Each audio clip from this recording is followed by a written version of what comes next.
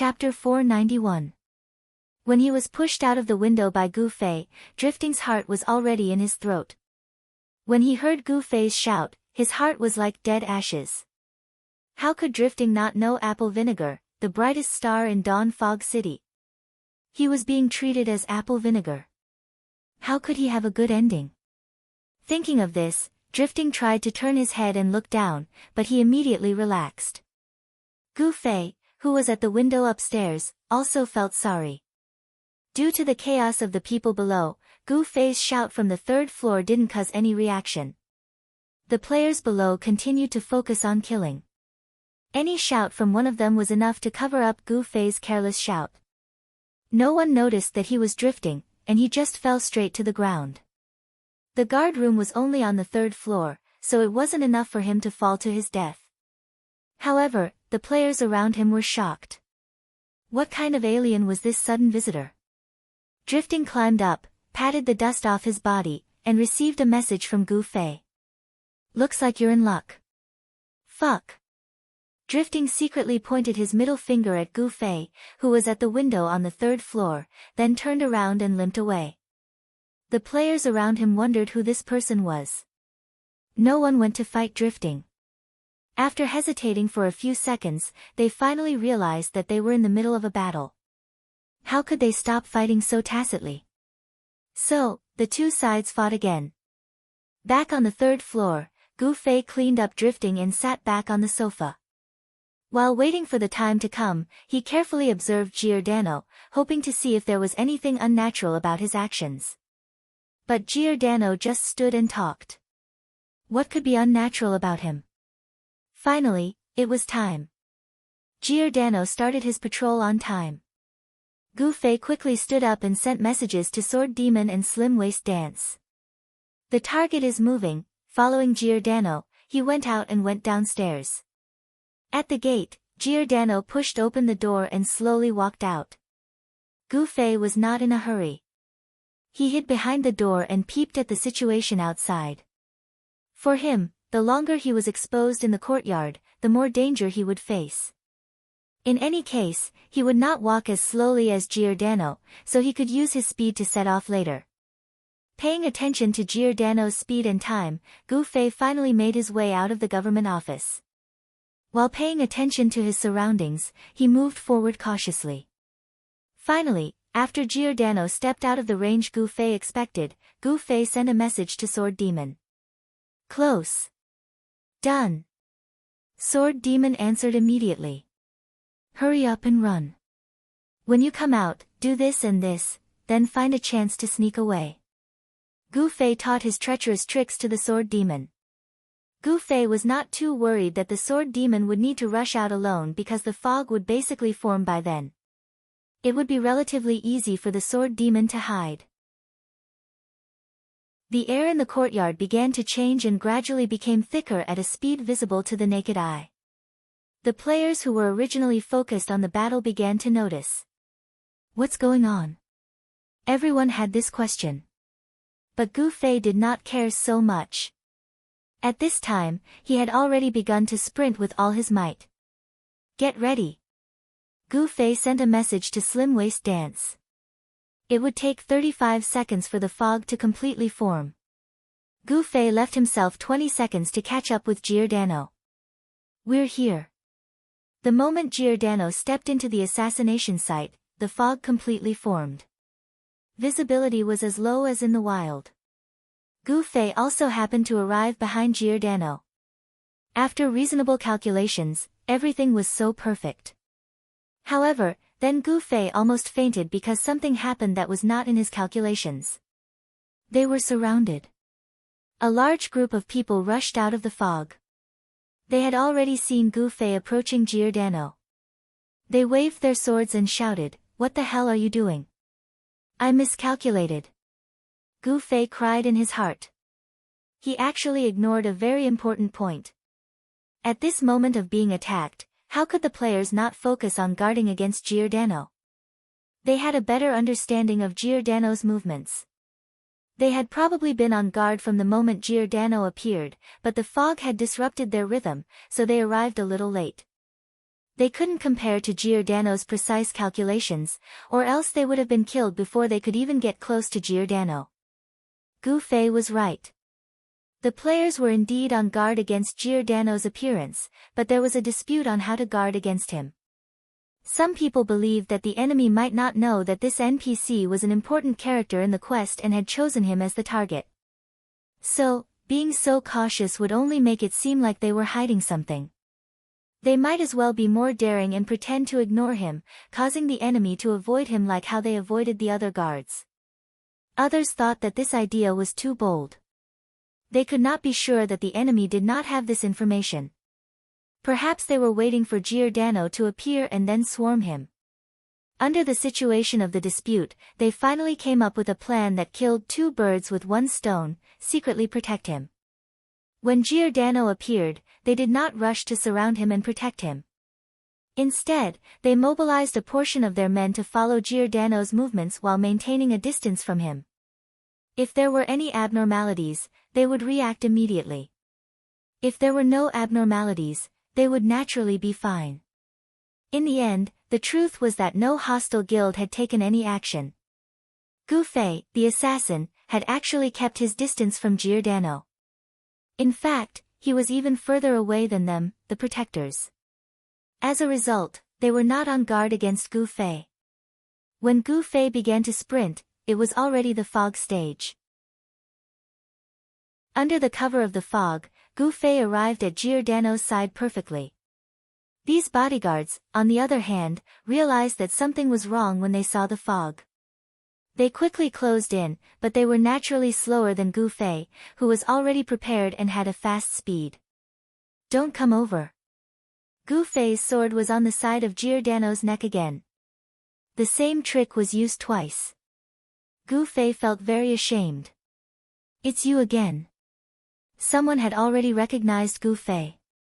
Having fallen for the same trick twice, they would only feel more ashamed than Gu Fei and break down even more. However, they still did not dare to move. 4 minutes, only 4 minutes. Gu Fei complained in his heart. Every second was very precious now. It was really distressing to waste time with these guys like this. But if he attacked now, these guys would definitely swarm him, and he would not be able to deal with them. What should he do? Gu Fei could not think of a countermeasure at the moment. He could only regret that his plan was not thorough enough. But at this moment, another guard suddenly rushed out of the fog and ran in front of Giordano. Giordano also stopped and said in a deep voice, "What's going on?" "It seems that the water vapor absorber has been destroyed," the guard replied. "Go and check it immediately," Giordano ordered in a deep voice. "Yes." The guard ran away. Did the plot happen? Gu Fei looked at the NPC interaction in front of him in a daze. How could a hostage that was held by him be so calm and orderly? What was going on? But on this point, he was not wrong. If the sword demon was still in the cave at this time, he would definitely be taken down. It was a pity that he did not expect the players to be so out of control now. What should we do? Slender Waist Dance asked. Gu Fei could feel that she was by his side at this time, but what should he do? Gu Fei also wanted to ask this question. Kid, in this situation, you have no chance to kill Giordano. Just leave, we won't make things difficult for you. Someone began to persuade Gu Fei. But before Gu Fei could reply, there was a sudden commotion at the back of the encirclement. The crowd quickly became chaotic. This was obviously not 1 or 2 people being attacked, but the entire encirclement was attacked. This was clearly organized. It was their enemy guild. This thought flashed through Gu Fei's mind. Seeing that these guys had begun to turn around to face the enemy, and Gu Fei had wasted one of his precious 4 minutes, he could not hesitate anymore. Do it! Gu Fei shouted at Slender Waist Dance, who was in the air beside him, and swiped his sword at Giordano. At this moment, Gu Fei was a little nervous. After all, this mission was made up by him. If this Giordano turned out to be like some ordinary business NPCs and could not attack, then all his efforts would be in vain. Fortunately, Gu Fei's biggest worry didn't come to pass. His sword slashed out cleanly, and Giordano, who was under attack, quickly turned around and punched out. Gu Fei dodged to the side, but Giordano had already unsheathed his sword. His expression was one of rage as he swung his sword down. Gu Fei dodged and then returned the sword. He did not use any mana. He hoped to see Giordano's weakness before using high damage here. Slender Waist Dance also attacked at this time. She had already hidden behind Giordano and stabbed him with backstab. Her reaction was also very fast. After stabbing, she quickly ran away. Slender Waist Dance's damage was very high. In game terms, this stab created a lot of aggro. Giordano turned around and chased after her. Slender Waist Dance relied on her speed, and Giordano could not do anything to her for a while. But Gu Fei complained endlessly. In the blink of an eye, he had wasted more than 10 seconds. Now he had to find out the weakness through the fight. What could he find out by chasing around? You attack again later. After Gu Fei shouted at Slender Waist Dance, he had no choice but to go up and release the ultimate skill of Double Flame Flash. The high damage output was followed by continuous harassment. Slender Waist Dance on the other side just blindly ran away. Giordano's attention finally turned back to Gu Fei. Giordano was very strong. Gu Fei could already feel it. Fortunately, he did not have the abnormal speed of the Fog Assassin. Gu Fei could easily dodge his attacks. However, so far, he had only used some ordinary stabs and slashes. As a boss, he would eventually have some ultimate skills. When the ultimate skill appeared, could he dodge it? Or rather, when the ultimate skill appeared, would Giordano reveal his weakness? Butterfly Knot, the assassination officially begins. Chapter 492. The big move came at the drop of a hat. In a situation where normal attacks couldn't deal any damage to Gu Fei, Giordano very straightforwardly used a killing move. His figure, who had been attacking all along, suddenly stopped. The blade of his sword abruptly sank downwards and the dust around him was suddenly blown into the air. Giordano suddenly shouted loudly and flipped his sword over. He yelled, "Burst flames!" His one-handed great sword, which was several sizes larger than Gu Fei's Nightstream sword, suddenly became like a red-hot soldering iron. It emitted a scorching heat and swept up a heat wave as it struck towards Gu Fei. The sword hadn't even reached him. It had only come into contact with the heat wave, but Gu Fei's health had already begun to drop. The might of this sword could be imagined. Gu Fei didn't even dare to use his sword to receive it. He was afraid that if he was too close to this move, he would be melted by it. He could only dodge. When Gu Fei dodged seriously, the position he would choose wouldn't be as simple as dodging an ordinary move. He would choose to enter a dead angle where his opponent couldn't continue attacking. At this moment, Gu Fei tilted his body and suddenly scuttled towards the right side of Giordano's body.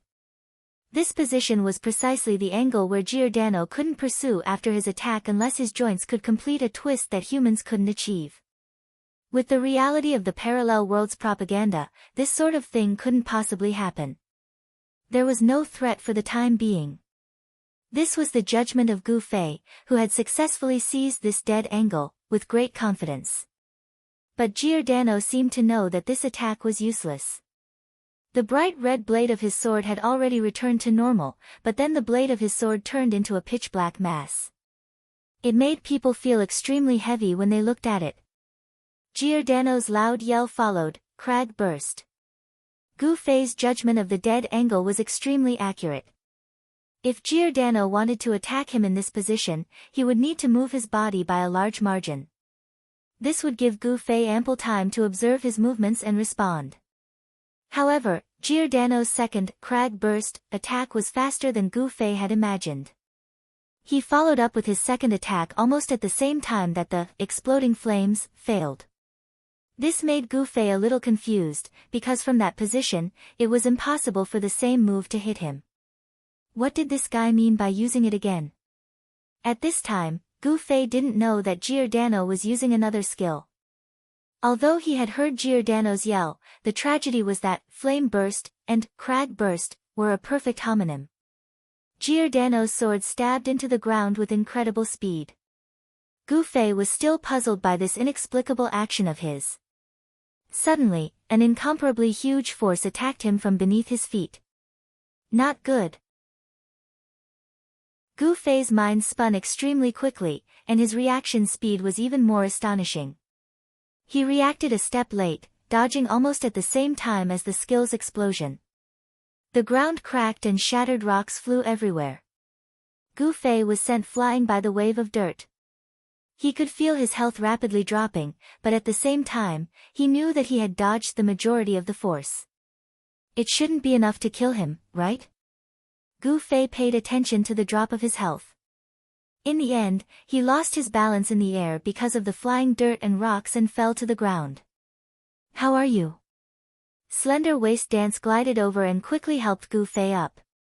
I'm still alive. Gu Fei saw that his health had stopped dropping at a fifth. Idiot, how did you dodge it? Slender Waist Dance said. I hate this type of attack. Gu Fei was gloomy. It was such a perfect dodge, but Giordano had chased after it in such a way. This type of unrealistic fantasy attack was outside of Gu Fei's expectations. Just like that, Giordano didn't need to adjust his figure and completed a perfect attack on his enemy's blind spot.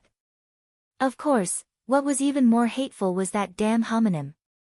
Gu Fei now knew that these two weren't the same skill. Despicable system, if these two skills weren't homonyms, Gu Fei definitely wouldn't have hesitated so much after hearing it.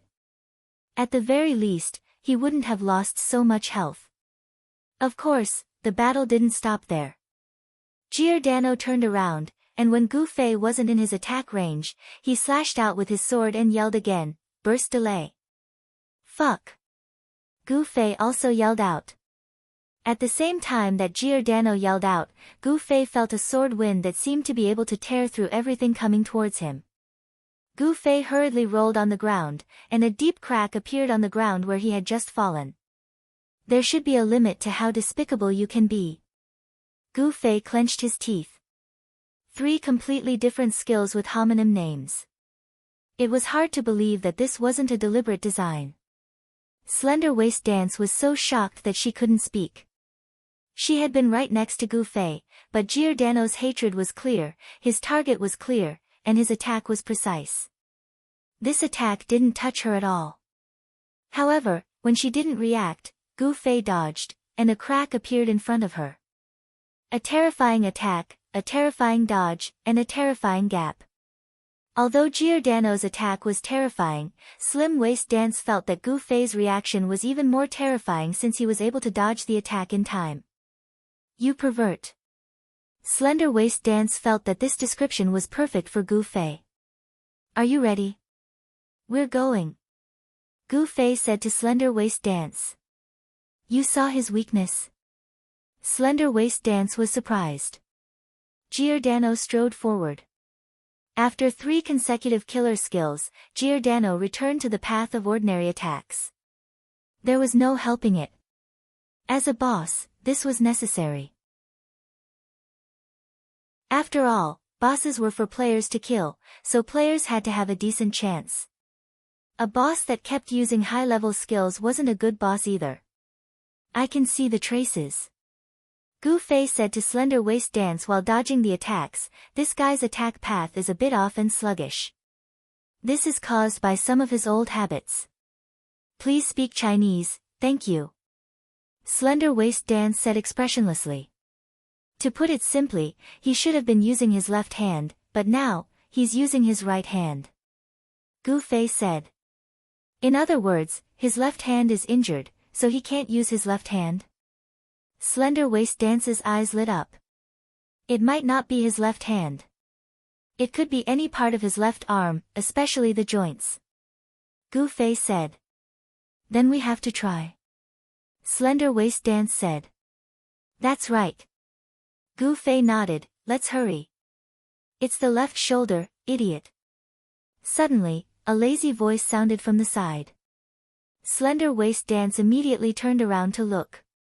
A guy in fighter attire was sitting on the ground, picking his nose while looking at Gu Fei, who was fighting with Giordano with disdain. "Who are you?" Slender Waist Dance was on guard. "Hello beautiful, I'm that idiot's cousin." The person who suddenly appeared was Gu Xian.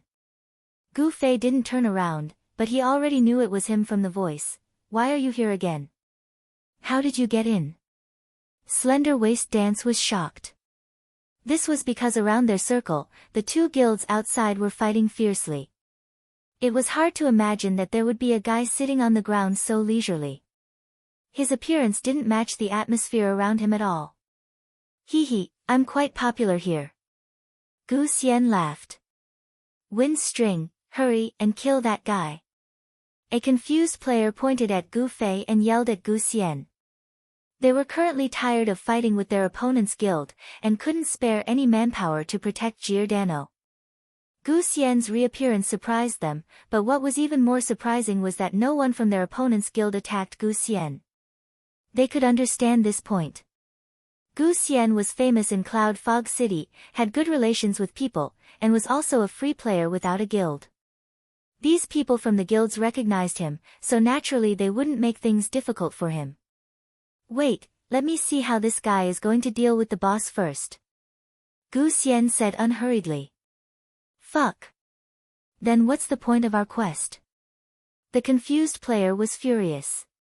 "Who knows what your quest is for? I never said I'm here to help you with your quest, right?" Gu Xian actually answered the guy's question patiently.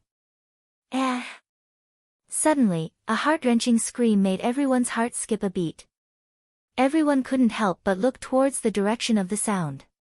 In the middle of the circle, Giordano had already thrown away the sword in his hand. His right hand was holding onto his left shoulder as he let out a scream. What's worse was that his eyes had already become cloudy, as if he had lost his mind. While Gu Xian and the confused player were talking nonsense, Gu Fei had already found an opportunity to heavily strike Giordano's shoulder twice. One was a dual flame flash, the other was a thunder palm, both of which were currently Gu Fei's strongest damage skills. Gu Fei believed in Gu Xian's judgment. Foresight, this kind of thing wouldn't degenerate because of laziness. Gu Fei's first strike caused Giordano to reveal an expression of extreme pain. After the second strike, Giordano fell into a state of mental breakdown. The Misty Assassin's Diary was a genuine quest guide filled with hints. Find out Giordano's weakness, attack it, and uncover the shadow of his pain. It was a very cruel method, but Gu Fei had done it.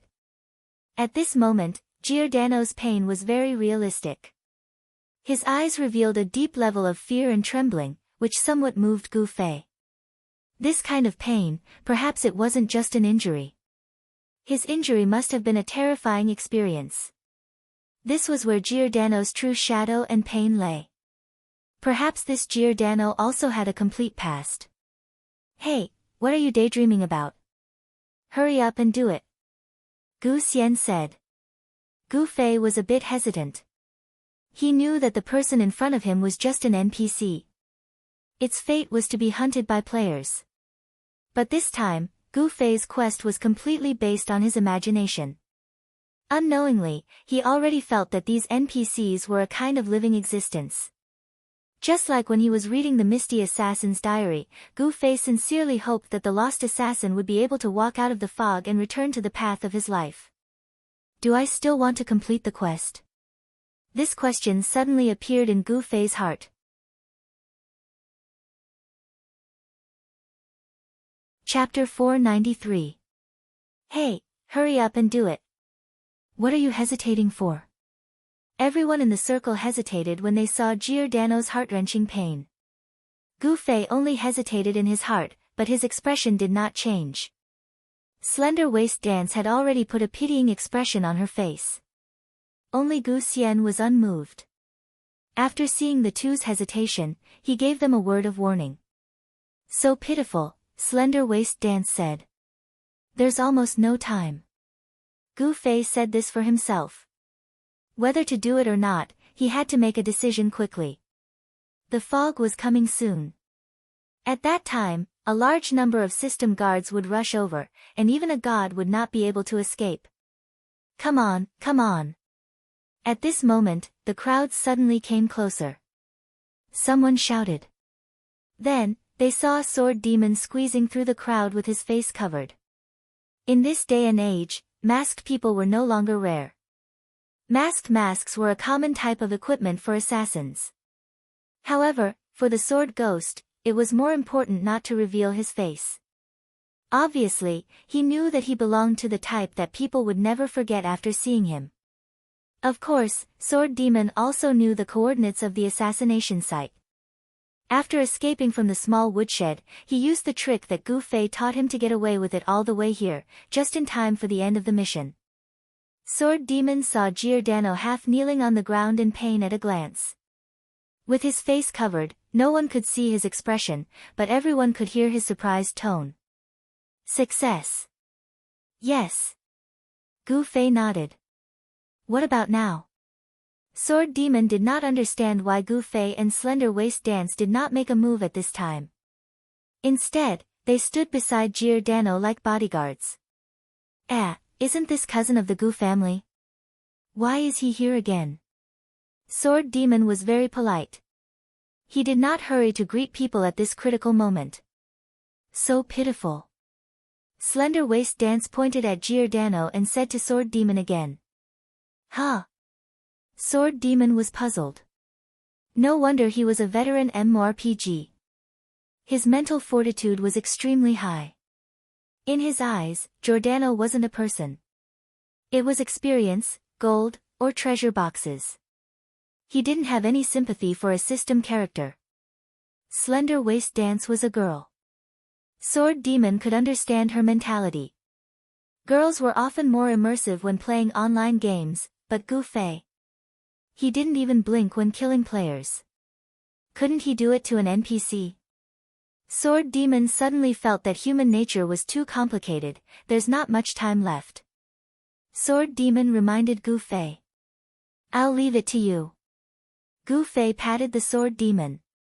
Sword Demon didn't hesitate at all and immediately stepped forward. Anyone could see that Giordano wouldn't resist at all. If it was a normal game plot, he would only have a sliver of HP left and say some last words. Finally, the player would casually stab him and the plot would be completed. This was what Sword Demon did.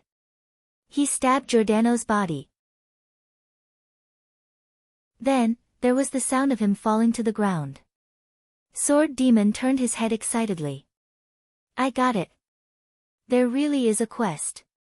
Your deduction was right. What did you get? Gu Fei asked. Sword Demon held up a bloody bag, Giordano's head. Just like the assassination of the great thief Suitu, the moment the corpse fell, the system automatically completed the decapitation and found the bag. It was too violent and bloody for the player to cut off the head themselves. Let's retreat. Sword Demon said. He was a bit surprised. The quest was completed so smoothly. Why didn't these people look happy? Yes, we have to go. Gu Fei looked at the time and then looked around. The fog was already a bit thin. The water vapor absorber seemed to have started working again. The players who were watching in the fog were tired of the team battle. When they had time, they turned their heads and looked over. They were shocked to find that the head of their quest issuer, the key protected target, Giordano, was gone. He fell lonely in the yellow sand. The people who saw things through the fog believed that this was a super awesome mission failure. Everyone was going crazy. Some people threw caution to the wind and wanted to fight the murderer to the death. However, they were quickly stopped by their opponents. The murderer in their eyes was a hero, a knight, and the savior of the guild battle in the eyes of their opponents. Hey, aren't you leaving? How long are you going to stay here and pick your nose? Gu Fei and the others were about to retreat, but Gu Xian was still sitting on the ground. No, I want to draw a line with you. Otherwise, it will be very troublesome, Gu Xian said.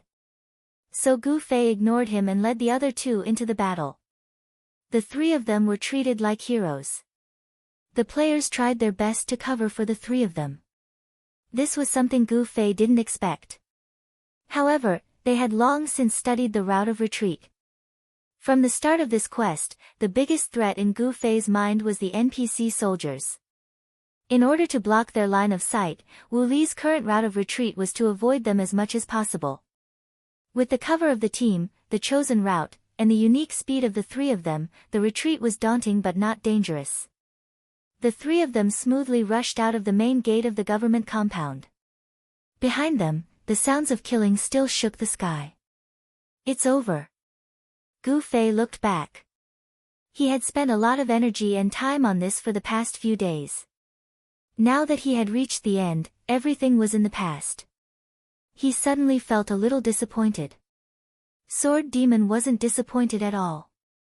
He didn't feel disgusted with the blood bag in his hand. For a veteran player, the reward of the quest was the climax. Yo, it's already done. The three of them walked out of the main gate. After walking a few steps, a figure appeared in the fog. He saw the three of them and greeted them. Why are you here? The person waiting here was actually the Han family young master. If it wasn't for my series of arrangements, would your quest have been successful? Han family young master said. What arrangements did you make? Gu Fei said. Think about it yourself. Giordano had already died, but his old friend was still there. The annoying guy was still as annoying as ever. The melancholy in Gu Fei's heart suddenly lessened a bit. It was probably diluted by this annoyance. Let's leave this place first. Sword Demon said. He was afraid that the people in the fog would surround them at any time. Let's leave, it's almost over. Han family young master said as he looked towards the courtyard. At this time, the fog had finally dispersed again. Experienced players could see at a glance that one side of the battle had already started an organized retreat. What did you do? Gu Fei asked the Han family young master. Gu Fei concluded that the Han family young master had calculated a lot of the actions of this group of guild players who were in the fog. But of course, this wasn't his guess. He should have been secretly and cleverly guiding the other side to cooperate with Gu Fei's actions. Suddenly, Gu Fei reached the most critical moment of the operation. At the assassination site, when he was surrounded by the players in the fog, the other guilds suddenly rushed over. Was this really a lucky coincidence? It didn't seem difficult to make this kind of arrangement. As long as he gave these guilds some hints, telling them that Giordano was a very important character, and revealed reasonable coordinates, the coincidence in the end was completely predictable. Gu Fei quickly remembered that when he and Sword Demon were researching the mission together, Han family young master also took his notebook and casually glanced at it a few times. This guy really knew how to look at the key points. Gu Fei sorted out the Han family young master's thoughts. The things that he missed were actually all considered by this guy who was not part of the situation. He had to admit that this guy's overall strategic thinking was a cut above others. He would calculate every detail and make sure there was no deviation at all. How is it? Are you convinced now? Han family young master didn't answer Gu Fei's question at all. But looking at Gu Fei's expression as if he had understood something, he probably guessed it. You seem to have grasped all our actions. Gu Fei felt that it was a little unbelievable. This guy's guess was a little too accurate. Of course, I asked Sword Demon. The real answer was so simple. At this time, Sword Demon couldn't wait to complete the mission and asked Brother Yu, where is your cabin in the oak forest of Forest Shade City? With Brother Yu's intelligence habit, he naturally remembered the coordinates of the places he passed by. After answering, he asked, did you find anything new? More than that, we've completed it, Sword Demon said. What? Giordano has been successfully assassinated by us. Sword Demon announced. Can we really carry out the mission without the mission bar?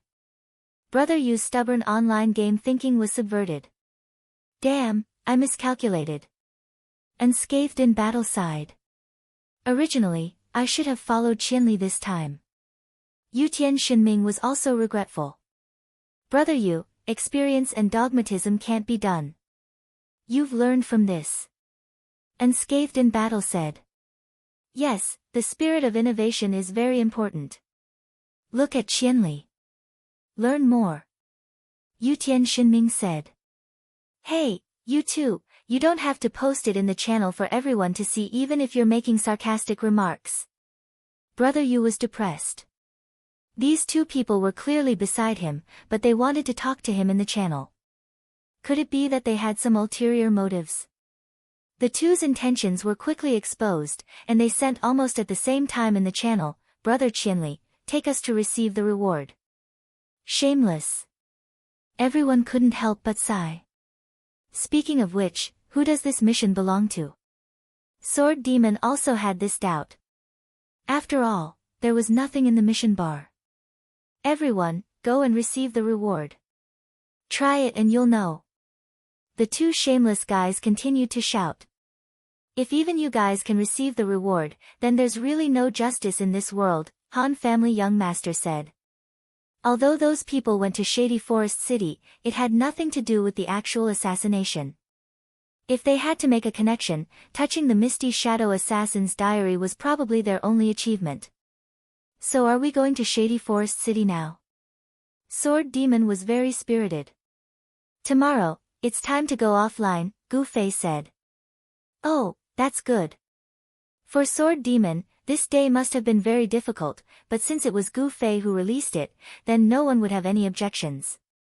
Then we don't have to come back, right? The three people who were still on the way back asked. No need, Han Family Young Master said. Then what about that guy? Jian Nan and his gang, aren't they going to continue the chase? Isn't there still a staff? Those two greedy guys wanted everything. A bunch of trash. If you guys remembered things, it would have been over long ago, Han Family Young Master said. Butterfly knot, yesterday's left shoulder and right shoulder was a typo. The weakness is the left shoulder.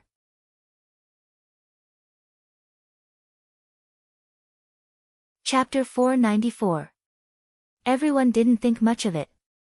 Indeed, because of this quest, everyone had been so busy these past few days that they had forgotten that they had purposely chased after Jian Nanyu to Xiaowu City. However, Han Family Young Master clearly seemed to have forgotten about it as well. Yet, at this time, he was still reprimanding them. The Staff of Resurrection in Jian Nanyu's hands has already been put up for sale. Han Family Young Master said. There's such a thing. The others were surprised. A bunch of trash. Han Family Young Master continued to look down on them. However, these people in front of him, who had been dealing with him for a long time, had already trained their disdain to the point of being immune to damage, so they pretended not to hear it. Could it be a smokescreen? Brother Yu asked. No, it was put up for sale in the exchange. The staff's information and the seller are all clear at a glance. It was already bought by someone 2 days ago. Han Family Young Master said. Are they cutting their losses? Sword Demon sighed. It seems like they know that holding that thing in their hands is troublesome, so they might as well exchange it for money. Dropping 2 or 3 levels in a few days is too much of a blow to their confidence. Everyone sighed. The people around Gu Fei all looked at him. They habitually thought that it was because of Gu Fei. But in reality, when they thought about it carefully, not many of the 7 people had died directly in the hands of Gu Fei. I don't think it's just a matter of confidence. Jian Nanyu is a member of the robber circle. Perhaps he received some news in their circle and knew that many people in the same circle were eyeing them. This is probably the main reason why he was so ruthless to sell it. Brother Yu analyzed. Later on, let's look at the forum. If he wants to drop this bomb, he might also post something there. Makes sense. Everyone said. Also, Brother Yu continued to send messages in the channel. What are the attributes and data of the staff? Hurry up and tell me. Gu Fei and the others, who were not with him, were already imagining Brother Yu eagerly pulling out his notebook and pen. Unfortunately, only the Han Family Young Master had seen the consignment. Obviously, he was not reliable when it came to this kind of thing. Although this guy was smart, he would not let things that he was not interested in occupy his brain. The answer he gave Brother Yu was not satisfied. I forgot, the name seems to be Resurrection Staff, and the skill is called Resurrection of the Dead, right? Let's take a look at the forum later. There might be some. Everyone comforted Brother Yu. Hence, Brother Yu quickly went offline to check the forum. Gu Fei also went offline. To them, this was a day of complete victory. However, to the flower amidst the Fog Guild, this day was a tragedy. After Gu Fei and the others left, the enemy guilds immediately retreated in an organized manner. To be honest, they had no idea what they could do to ruin Flower Gazing Through the Fog's quest. In any case, they had already caused a huge ruckus in the courtyard. Even the system guard boss had been killed. This was a huge harvest. No matter how many people they had, they would not dare to attack the system guard boss. Han family young master had predicted this, so he told these guilds that there was a quest that could help them attack the system guard boss. This was why these people were so cooperative. The smoke from the battlefield dissipated, and Flower Gazing Through the Fog's players had a sorrowful expression. After so many days and nights of perseverance, all they got in return was a headless corpse. This corpse laid there for a long time and refused to respawn, as if it was mocking them for their incompetence. 3 Sighs of Flowing Maple's face was ashen. They knew the other party's goal and made all possible arrangements, but in the end, the other party still completed the quest. Where's Wind's string? Didn't he say that he would take care of that guy? 3 Sighs of Flowing Maple was going crazy. He left. Someone came up and said, before he left, he said that person was his relative. He tried to persuade him, but he couldn't. Bullshit. 3 Sighs of Flowing Maple roared. Everyone was silent. Their guild leader had always been known for his calm demeanor. Recently, he seemed to have gone insane from all the torment. He kept getting angry, a classic case of endocrine imbalance. Drifting, where did he go? 3 Sighs of Flowing Maple looked around and couldn't find Drifting, so he sent a message to Drifting. I'm sorry, guild leader Flowing Maple. I tried to persuade that guy to give up on the quest, but I couldn't. I've let you down, and I've let the guild down, so I'll leave. Drifting replied. Fuck. If it was a phone that sent the message, it would have definitely been smashed by 3 Sighs of Flowing Maple. Flowing Maple, calm down. 3 Sighs of Flowing Maple's comrades comforted him. Let's wait for the next quest issuer to come out and see how the quest goes. The issuer is over there. 3 Sighs of Flowing Maple pointed at the headless corpse. Everyone was speechless. Giordano was indeed dead, but how could there be one less NPC in the system just because of one death? Of course, replacements would be spawned very soon. It seemed like 3 Sighs of Flowing Maple had really lost his mind. The players all retreated, feeling that it was the wisest decision not to interact with him. Giordano patrolled once a day, which was equivalent to once every 6 hours in real life. None of the players left the courtyard, and everyone spent these 6 hours with a heavy heart. The door of the government office suddenly opened, and Giordano appeared in front of everyone with the same smiling face and voice. No one was excited. After all, this was how NPCs respawned. It was impossible to erase the fact that the previous Giordano had died. As expected, at the position where he usually announced the quest progress, the new Giordano angrily said, I am the new guard captain Giordano. My predecessor was actually assassinated under your watch. How did you do your research? No one paid attention to him. Who would take an NPC's criticism seriously? In any case, no matter if you said something nice or begged for mercy, the NPC would not show any mercy. Everyone was just waiting for him to announce the result. 50 points deducted. Keep your spirits up from now on. The new Giordano turned around and left. Guild leader. Guild leader. Someone come, the guild leader is in shock. The players were in chaos. 50 points. 3 sighs of flowing maple, who had just woken up, almost cried. 50 points meant 50%. Right now, the entire courtyard was completely cleared of weeds. 3 sighs of flowing maple could not think of any way to get back this 50% progress.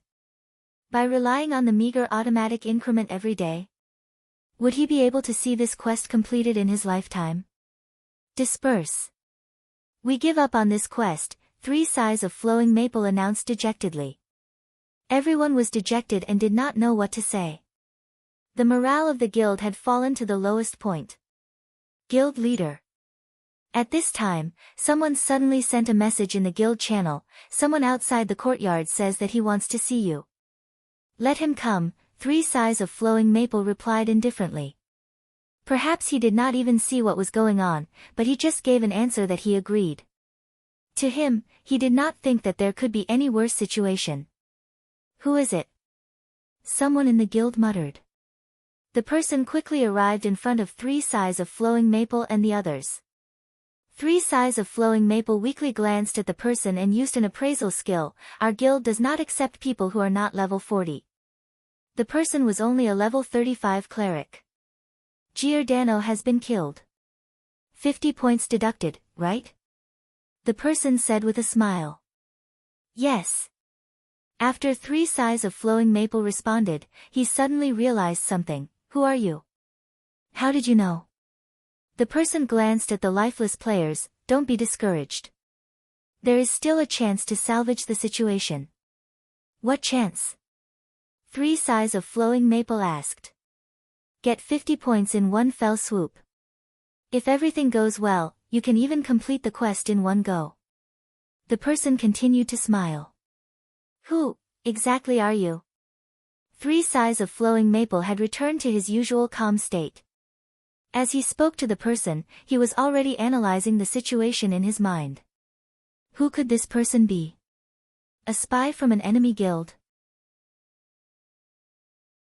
However, there was no need to try and bluff when the quest was already a complete failure. What was this person trying to do? My name is Hongchen Yixiao. Trust me, I can help you. The confidence on the person's face was very eye-catching among the dejection and disappointment around him. Is that so? Then what should I do? Tell me. 3 sighs of flowing maple wanted to give it a try. Don't look like that. This isn't difficult. Come with me. Hongchen Yixiao turned around. Let's go take a look. 3 sighs of flowing maple said to the people beside him and followed. The expressions around him were uncertain. Everyone was guessing who this person was. Some people thought that the guild leader was still in a state of collapse. He actually believed a level 35 noob that came out of nowhere. Another day passed. The next day, when Gu Fei logged on, he immediately received a call from Sword Demon. It was obvious that he had been waiting for him for an entire day. Let's go.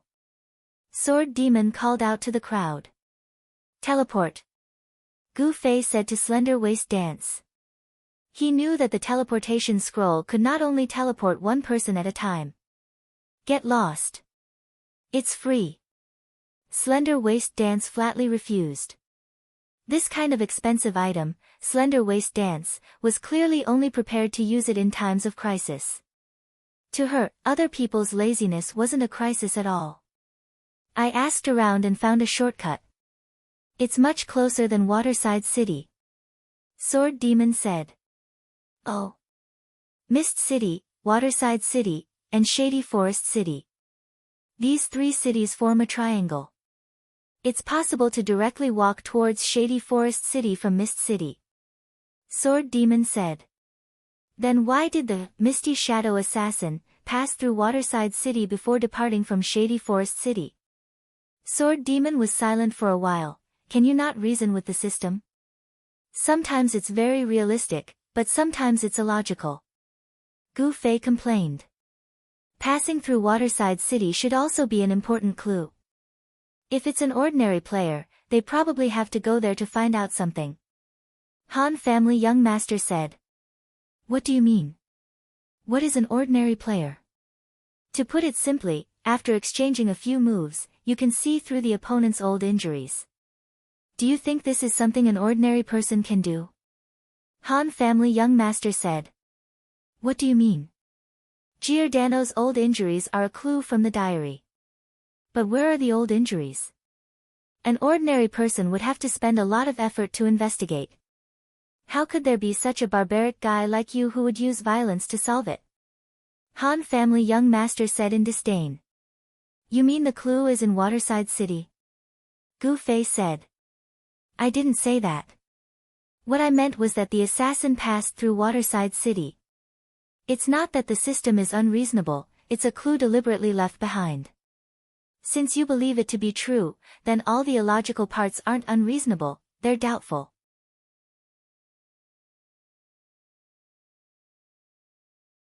Chapter 495. In the end, everyone agreed with Han family young master. Gu Fei's way of completing missions was indeed mixed with some extraordinary feats. For example, the first time he challenged the map, he saw traces of fighting in the environment in the luminous village, and this time he read Giordano's old injury from his attacks. These were impossible for any ordinary person. If a normal person wanted to know where Giordano's old injury was, they would have to find another way, but Gu Fei relied on his specialty to take a shortcut. The group chatted as they continued on their way. Gu Fei greeted and bade farewell to everyone that he knew here. Come again when you're free. The most enthusiastic response was from number 2, Scissorhands. Goodbye. Strange Pupil's answer was the most ordinary. I'm now in the top 10 thieves. Yan Xiaozhu did not care what he was saying to her. She shared her joy with someone who had sent her a message. Gu Fei smiled. Yan Xiaozhu's rise to the top 10 was all thanks to him. This was because Gu Fei had kicked apple vinegar out of the top 10 thieves leaderboard, giving Yan Xiaozhu a spot. Oh, was Gu Xian's answer, meaning, oh. He was constantly showing others that he was a lazy person to the bone. I'm preparing to go to Sunset City too. If there's any good business in the future, remember to take care of me. This was 100 Live's strategist, who had followed them to Sunset City. He spoke like a businessman and got into character very quickly. The journey was boring. Han family young master passed the time by drinking. Sword Demon was definitely someone who could endure loneliness and boredom. Gu Fei practiced her footwork by walking. Therefore, the most boring thing was the waist dance. She began to regret not using the teleportation scroll, but it was too late. There was no mailbox in the wilderness for people to use. In the end, she could only kill time by chatting with other girls in the guild channel. We're almost there. Finally, the iconic dense forest of Forest Shade City appeared in the sight of the 4 of them. Then, they saw 3 familiar-looking guys on the road beside the forest. Brother Yu, unscathed in battle, and Yutian Shinming were eagerly waiting. You're here. Yutian Shinming was very enthusiastic, as if he had missed everyone very much. Hey, the slender pretty girl is here too. Beautiful women couldn't escape his eyes. Well, let's hurry up. Hurry up and form a party. We're going to complete the quest, unscathed in battle said shamelessly, emphasizing the word, we. I really can't think of any reason for you to be rewarded. Sword Demon said, Wu Shang, you and Yutian haven't even read the diary, right? Who said that? I heard brother you read 3 pages. Yutian Shinming's face was filled with pride. Let's go, take us to the small wooden house, Gu Fei said. The 3 people had already been added to the party. Brother Yu led the way, and soon, the party of 7 arrived at an oak forest. Brother Yu pointed forward, and a lonely small wooden house came into view. Gu Fei stepped forward and gently pushed the door open. Not long after Gu Fei and the others left Cloud Fog City, the entire flower gazing in the Fog Guild suddenly rejoiced. Just now, after the new Giordano appeared, he announced to them that they had done very well during this period of time. The Castellan thanked them for their contributions and decided to reward them. It's done. 3 Sighs Flowing Maple couldn't believe his ears. He looked at Heng Chen Yixiao beside him in surprise, the rookie who had appeared mysteriously. After listening to his instructions, the task that the flower gazing in the Fog Guild had delayed for several days was completed in one day. Of course, Heng Chen Yixiao said with a smile, you can go find the Castellan now. The guild leader, 3 Size Flowing Maple, who had temporary access to the government office, couldn't wait to follow the new Giordano to meet the Castellan of Cloud Fog City. The rewards were also announced at this time. Just like the rewards for completing guild quests, the players who didn't die during the quest received money and experience. More importantly, the guild was directly promoted by 1 level. When 3 Size Flowing Maple walked out of the government office, he was so happy that he couldn't even close his mouth. The haze of the past few days had been swept away, and he didn't hold a grudge against Gu Fei for causing trouble again and again. Instead, he was very interested in the rookie named Heng Chen Yixiao in front of him. A small character like this knew quite a lot. Where did this person come from? Thank you so much. After walking out, Flowing Maple 3 Size immediately thanked Red Dust Smile profusely. His gratitude came from the bottom of his heart. It's nothing, I just did what I was supposed to do, Heng Chen Yixiao said. What you were supposed to do? The people who heard Heng Chen Yixiao's words didn't understand.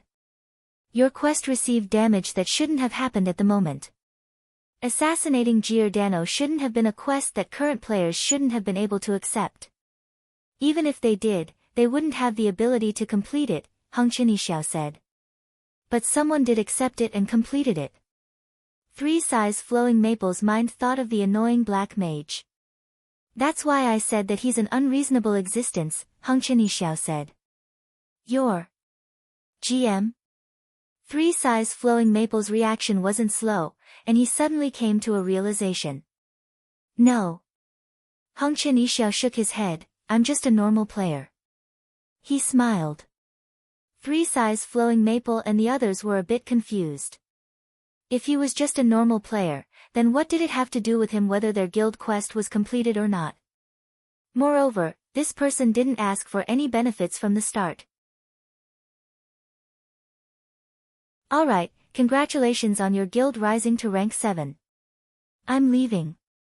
Heng Chen Yixiao turned his head and prepared to leave. Hey, wait. 3 Size Flowing Maple quickly caught up.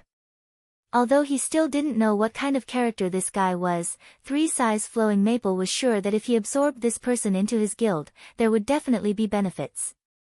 Guild? Forget it, I'm about to leave Xiaoyu City, Heng Chen Yixiao said.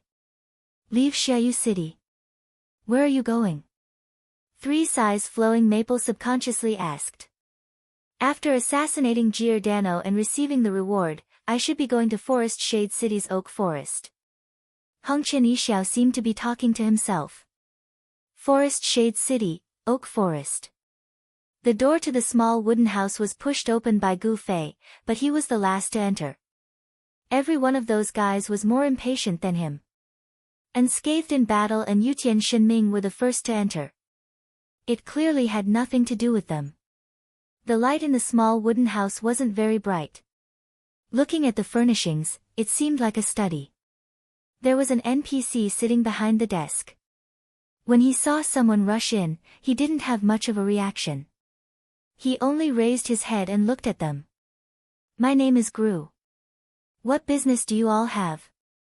His opening speech was exactly the same as when Brother Yu and the others had come looking for him. Sword Demon glanced at Gu Fei, who was the last to enter. He carried the bag of blood containing Giordano's head and walked up.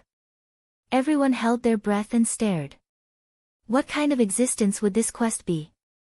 When Gru saw the bag, he finally had a reaction that Brother Yu and the others hadn't seen before. Giordano? Xiaoyu City's Giordano? Gru said in surprise. That's right, Sword Demon replied. You guys did it? Gru looked at the people in the room. Unscathed in battle and Yutian Shenming were the first to get excited. He said, you guys. Does that include us? No one paid attention to these two. Sword Demon just continued to answer, yes. Where's Andrew? Gru asked. He's dead. Sword Demon's reaction was slightly slower. He hesitated for a moment before remembering that Andrew was the name of the Haze assassin. Usually, these characters were collectively referred to as bosses. Very few people remembered their names. What a pity, Gru said. Hearing the news of the Haze assassin's death, the NPC's face didn't show any unusual expression. It was as if he had heard something very normal. After a short silence, Gru continued to say, although you guys aren't from the Alliance, since you've completed this quest, then I can give you a chance to join the Alliance. How about it? Think about it. Only by joining the Alliance can you get the reward. Join. Hearing the word reward, unscathed in battle and Yutian Shinming jumped up. Don't rush. Understand the situation first. Brother, you persuaded the two of them. Then, they heard Sword Demon ask, Alliance? What alliance? Assassin Alliance, Gru replied. What's that? Sword Demon asked. This is an ancient and mysterious organization that uses absolute punishment to purify all evil in this world. But now, people's ideals have mostly been replaced by material desires. We have to rely on some rewards to support our mission. How about it, young man? Regardless of whether you have ideals or other motives, there's already a door in front of you, Gru said. Sword Demon looked back at the others. This kind of background introduction made veteran players feel a sense of déjà vu. Brother Yu, who had the most information, was the first to conclude, could this be faction? Faction was a concept introduced in some online games.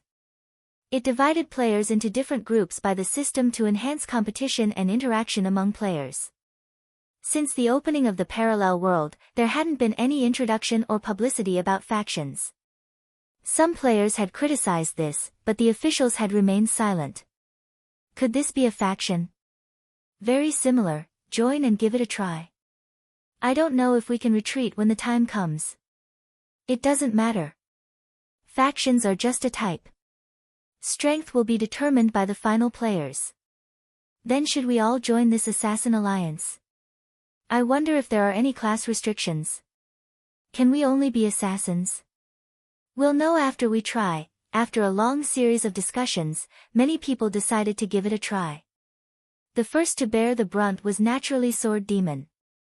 I want to join the Assassin Alliance. Sword Demon said to Gru. Very good.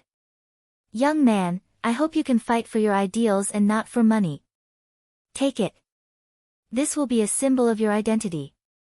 Gru waved his arm, and a black light seemed to pierce through Sword Demon's left arm.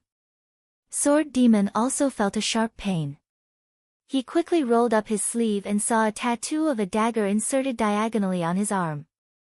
There was a string of English words on the blade, and the number 2 was written on the handle.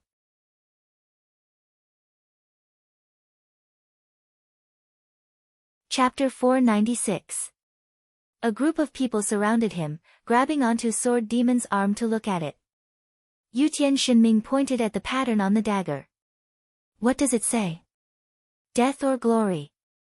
Han family young master read it out loud. Death and glory. TSK TSK TSK. Everyone sighed. Number 2. Brother, you analyzed the number. This means that Sword Demon is now the second in the Assassin's Alliance, right? In other words, there are only 2 people in total. Han family young master said. 2 people. I don't feel comfortable calling it a faction. Unscathed in battle said. This means that the system isn't widely available to players. With Haze Assassin's abilities, he should be a boss around level 60. From the mission in his diary, there was a reward for joining a faction. This means that level 60 might be the era where players will join factions. Through some guided missions, we can get this opportunity. Brother, you analyzed. Everyone felt that it made sense. But the world is really big. We aren't the only ones who can complete level 60 missions. I wonder who this number 1 is. Brother, you sighed. Who cares? We want to join too. Yutian Shinming and Unscathed in Battle said at the same time, rushing forward. A leading serial number was a symbol of seniority. It was simply a lifetime of glory. No matter how amazing you are, you're just number 42568. In front of number 1, you'll never be able to win back that sense of pride.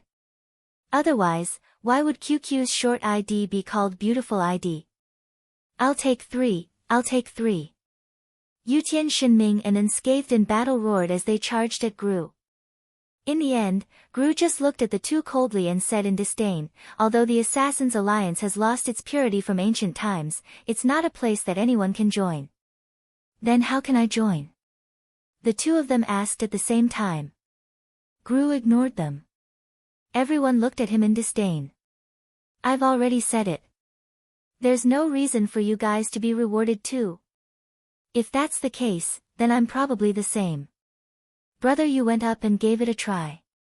As expected, he gave the same answer. I don't even need to test it. The Han family young master didn't go forward at all. Although he had provided a lot of help in the quest, no matter how great his contribution was, the stupid computer would never calculate it. This was a contribution that only the players knew. His gaze landed on the last two people. Slender Waist Dance had made a special trip to unlock the door, entered the control room of the water vapor absorber, and stabbed Giordano. She was a substantial participant in the mission and deserved permission. Under the watchful eyes of the crowd, Slim Waist Dance stepped forward. However, the result made everyone's jaws drop. Looking at Gulu, who was dancing with a slender waist, an extremely contemptuous expression appeared on his face. He said disdainfully, "Thief. You've completely abandoned your ideals and become a gold digger. You've already stepped into the abyss of depravity. The Assassin's League will never allow someone like you to sully it." What? Slender Waist Dance was completely stunned. She was both confused and wronged. I think he's talking about your profession. The Assassin's League doesn't accept thieves. Brother, you said. Everyone was a bit surprised. Thieves and assassins were originally from the same master, and they only branched out after advancing to level 40. Who would have thought that an organization named after assassins would reject the thief profession so decisively? Moreover, from his tone, it sounded like he hated thieves. I can't be a mage either, right? Gu Fei walked up at this time. The others were imagining what kind of vicious words Gu Lu would use to slander the mage profession. The result was once again unexpected. Gu Lu looked at Gu Fei and said sincerely, "Stick to your own beliefs and ideals. You're a fickle guy. No one will welcome you." Everyone's jaws dropped. Unscathed in Battle said absent-mindedly, "Damn, this Gu Lu has a lot of words. What does he mean this time? I don't understand." "Qianli, let him say it again," Yutian Shinming said. Gu Fei tried to join in again, but the silly NPC naturally repeated his lines without missing a single word. This sounds like the lines of refusing to change factions. "Brother, you said. Qianli, you've already joined a faction." When? Everyone asked in surprise. How could that happen? How come I didn't know? Gu Fei was at a loss. Wait. Sword Demon said. He pointed at his tattoo that was still exposed and said, "One of the characteristics of factions seems to be that they will number the players who join first." Everyone's eyes pointed at Gu Fei again. Could it be, Gu Fei had already taken out his wanted license? This is also a faction. Looks like it. Everyone nodded. What kind of faction is this? Gu Fei was sad. Look at the Sword Demon's faction. It had a famous name, a firm business philosophy, and an outstanding NPC employee. One look and you could tell that it had the potential to become a successful company. As for his own faction, he didn't even know if it had a name. The others were also snickering. Cough, this one, looks like it's a civil servant. It's a government job. It's an iron rice bowl. Unscathed in Battle said. Constable. Police. City management. Yutian Shinming imagined. It's okay. At least you're number one. Brother, you said. No wonder this thing can't be traded. It's the same as the sword demon's tattoo. Slender Waist Dance said. Then what if I throw it away? Gu Fei suddenly had an idea. If it really is the proof of joining the faction, then even if you lose it, you can probably get a replacement, brother, you said. But with how despicable the system is, it will definitely charge a high fee to get a replacement. Also, it will definitely deduct some of the faction's benefits, Han family young master added. Benefits? I've never done that. Gu Fei said. Everyone patted him and remained silent. Come, let's continue to understand the Sword Demon's Assassin Alliance. Everyone shifted their attention. Gu Fei's faction, which they didn't even know the name of, was too lacking in temperament. Based on the experience of these old foxes, it would definitely be a weak faction. Seeing that everyone had finished trying, the Sword Demon continued to communicate with Gru. As a member of the Assassin Alliance, you need to continuously improve your skills. Come, choose what you need, practice, and master it. Gru said. Wow! Everyone exclaimed. There's a reward so soon. While shouting, they inadvertently sized up Gu Fei and the wanted license in Gu Fei's hand. The Sword Demon's face was also brimming with joy. What did you learn? Everyone asked. Dual Mastery. Sword Demon said excitedly. His luck was really shining these few days. First, he learned the overpowered super skill, Misty Ambush, and now he learned the dual mastery that he had been dreaming of. A cold light flashed, and the Sword Demon finally wielded the small green equipment set with both hands. Double dagger, long kill, short sai. Wow, Boss Sword Demon, you're so cool. Yutian Shinming screamed at the top of his lungs. Slender Waist Dance, who also used daggers, also had an envious look in her eyes. Invincible, this time you're completely invincible, unscathed in battle, patted the Sword Demon. They were all very clear about the attributes of Double Sai. However, a trace of regret remained in the Sword Demon's eyes. The additional skill still hasn't been activated. Don't be too greedy. Unscathed in battle said. No, I'm just thinking, how can this skill be activated? Doesn't Qianli's sword also have a skill that hasn't been activated yet? Sword Demon said. Gu Fei nodded. If it's not a problem of level, then it should be a problem of my sword coefficient not reaching the required level. Adding points like this, your magic coefficient shouldn't be enough. Someone questioned.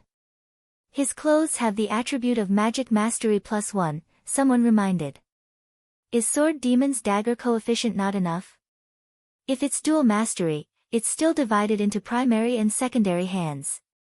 The secondary hand's coefficient is slightly lower than the primary hand, especially since Sword Demon's skill is new. Let's increase the skill level. Unscathed in battle suggested as someone who had experienced dual mastery. Looks like that's the case. Everyone actually felt that Sword Demon's left hand's double sai seemed to be a bit dimmer than his right hand's double sai. Quick, continue. What other benefits does the Assassin League have? Everyone asked. Nothing, just this skill, choose 1 out of 3, Sword Demon said. Choose 1 out of 3. What are the other 2 you didn't choose? Everyone asked. One passive skill is dual mastery, the other is an attack skill, Slit Throat, which can be used on targets below 15% HP. If the target's life is accurately hit, it'll be a sure kill. The other is a movement skill, Shadow Feet. Shadow Feet? Before Sword Demon finished speaking, Gu Fei already cried out in surprise. You know about it? Everyone was shocked. Because Gu Fei's gaming knowledge should be lacking. There was no reason for him to know a skill that they had never heard of, unless, this guy had seen it in PK. You fought with someone who knows this skill before? Han family young master asked. Gu Fei nodded. This person should be number 1, right? Everyone guessed. Logically speaking, this was a level 60 faction quest, so the faction rewards would naturally be level 60 as well. This kind of level skipping reward wasn't something that could be found everywhere. The chances of obtaining the same skill from the same source was very high. Who is this person? Everyone was waiting for Gu Fei to reveal this name. Apple vinegar, Gu Fei said. Apple vinegar? It's from Xiaoyu City. So it was you who caused the top 10 thieves to lose a level 2 days ago. Brother Yu exclaimed. Huh, you didn't know. Gu Fei felt like he had told the story of the 9 people group before. You only told me. Sword Demon confirmed, Apple Vinegar was that number 4, right? That's him. And not only does his skill have shadow feet, his dagger also has this skill, so he can use it twice in a row. It's pretty hard to defend against, Gu Fei said. Hard to defend against? I still died in your hands, you top 10 assassin. When the level rankings updated, I should have guessed it was you. Brother Yu said. That guy was actually number 1 in the Assassin's Alliance. That PK maniac. Gu Fei recalled Apple Vinegar's perverted face.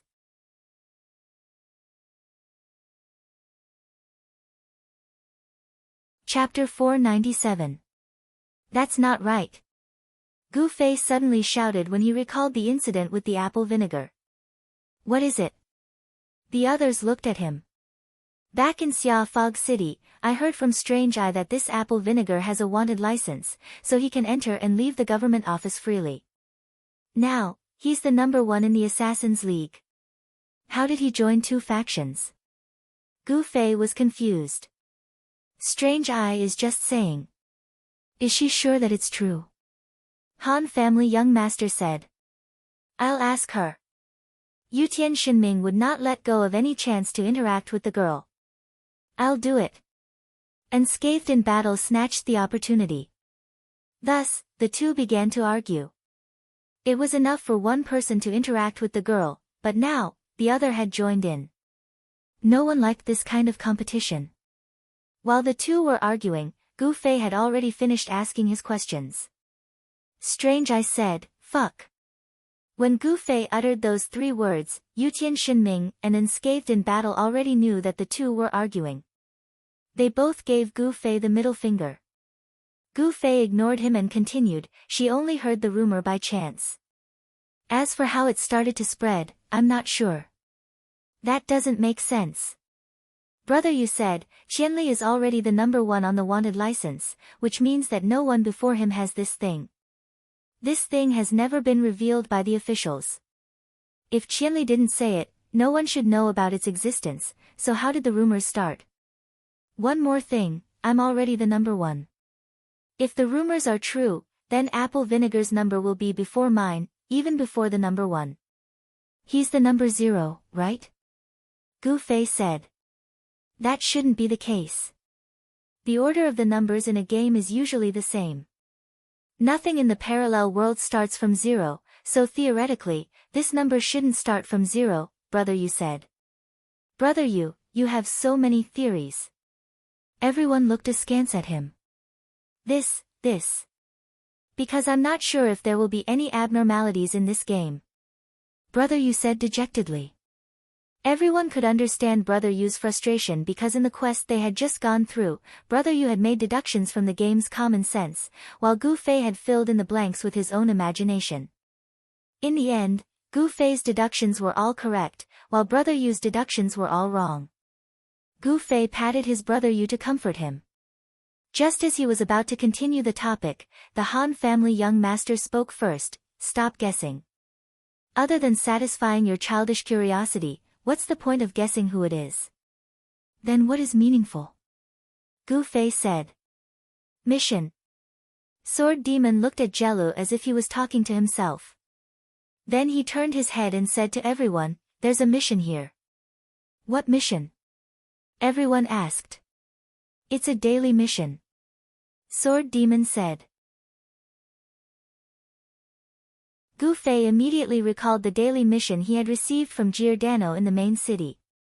It seemed like it was the same concept as Sword Demon's, which was unique to the camp. After he told them about his experience, everyone was stunned. So, Giordano is an NPC in the same camp as you. Brother, you said. But you killed him. Yu Tian Xinming said. The experts looked at each other in dismay. Why? Gu Fei asked. I don't know in this game, but generally speaking, players in their own camp will have a reputation, honor, or prestige. In short, it's something like this. If you kill a player or NPC in the same camp, you'll have this thing deducted. In some games, once you reach a certain number, you'll be kicked out of the camp. Brother, you explained. Actually, I still don't understand what's the difference between joining or not joining a camp. Gu Fei asked. The most obvious example, Brother, you pointed at Sword Demon and said, he got a skill and has a daily mission that others don't have. Why didn't I get a skill? Gu Fei was puzzled. So. A group of people turned around and sighed. A trash camp. Not necessarily. Brother, you said, maybe it's just that Qianli hasn't found the right NPC to give out the reward. All camps should be equal, so there shouldn't be too much difference in the reward content and difficulty of the mission. By the way, how did you get that wanted license?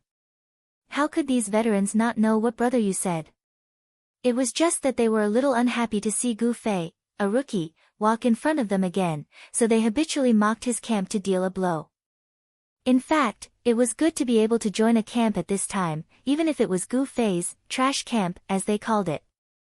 Although they liked the Assassin League more, they felt that Sword Demon's method of joining could not be replicated.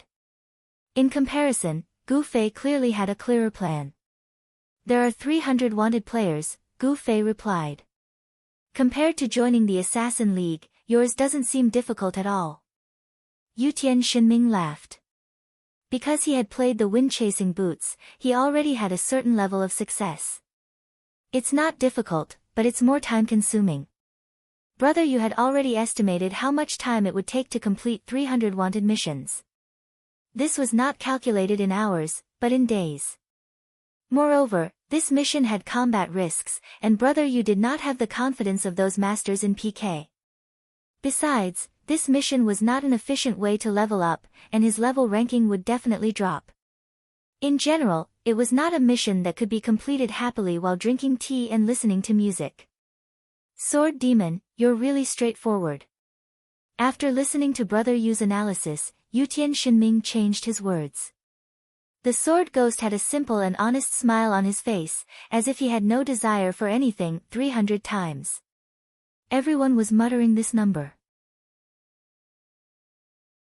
Only Han family young master rolled his eyes. As a cleric, if he wanted to complete this kind of mission, he would definitely need a strong person, and not a short-term worker, but a long-term worker. Logically speaking, there shouldn't be such a big difference in the way of joining a faction. Brother, you said. Sword Demon's mission is high difficulty, Of course, because we're now at level 40, that's why the difficulty is super high. But Qianli's mission is definitely time-consuming, no matter what level you're at. These two methods are too different, right? Theoretically, it's impossible. I know you're going to say that, Han family young master said. Brother, you nodded. So, there are actually different ways to join a faction. Sword Demon's method, we can call it the mission method. After completing a mission, you'll receive a reward for joining. Qianli's method is considered the accumulation method. After accumulating to a certain extent, you'll also get a chance to join. Qianli, when you received your license, did the system let you confirm it? Han family young master asked. Yes. It was just a few days ago, and Gu Fei still hadn't forgotten it. When he went to submit that wanted mission, the NPC did ask him about it. But as for how exactly it asked, Gu Fei really couldn't remember, because he never cared too much about these rules and regulations in the game. Now that he thought about it, perhaps the name of this faction was really mentioned at that time, but Gu Fei really didn't take it seriously. See, this is the truth, Han family young master said. So, to join the Assassin League, there should also be this kind of accumulation method? Unscathed in Battle's interest was piqued. For a warrior with slow movements, a wanted mission like killing was really not suitable. Apple vinegar. Gu Fei suddenly mentioned this name. What's wrong? When I received his daily wanted mission, Giordano gave me some information about him. It showed that apple vinegar's PK value is 1642, Gu Fei said. You mean, this is also a kind of accumulation? Brother, you said, through this accumulation, apple vinegar met the requirements to join the Assassin League, so he is indeed the Assassin League's number one? This deduction is not bad, Han family young master commented. The possibility is very high, the others agreed. I just don't know the exact number, brother, you said. He really wanted to interview apple vinegar directly to get to the bottom of this, or else. Brother, you felt that he wouldn't be able to sleep well for the next few days. This should be higher than Qianli's 300 bounty, Han family young master said. The time it takes is on a completely different level. Yeah, it doesn't matter if it's a bit more. This should be faster than Qianli's 300 bounty, right? Yutian Shinming and Unscathed in battle both imagined how many PK they could do in an hour if they cleared out a level 10 newbie training area. I don't think it's possible to do malicious PK, Han family young masters saw through their despicable thoughts. I think there will be a certain level requirement for the PK target, for example, it can't be lower than you by 2 levels. Moreover, this thing has to be washed once it's used. So, it's possible that the first one to complete the 300 bounty will be the first one, the sword ghost said. So that's why apple vinegar joined the 2 camps, the other 2 said. Didn't we already analyze that there shouldn't be a 0? But I thought of another possibility. Apple vinegar encountered the 300 bounty chance to get the bounty license, but different from Qianli, he didn't accept it. This can at least explain Brother Yu's previous doubt. Qianli is number 1, but someone else knew about the existence of the bounty license before him, Han family young master said. That's a great analysis. Brother Yu was excited. His personality was that if he didn't understand what he wanted to know, he would be in so much pain that he wanted to die. That's right, he was the one with the strongest, childish curiosity, that Han family young master mentioned. At this moment, Han family young master's analysis was very reasonable in explaining one of his doubts. Brother Yu's degree of comfort was no less than when Sword Demon got dual mastery.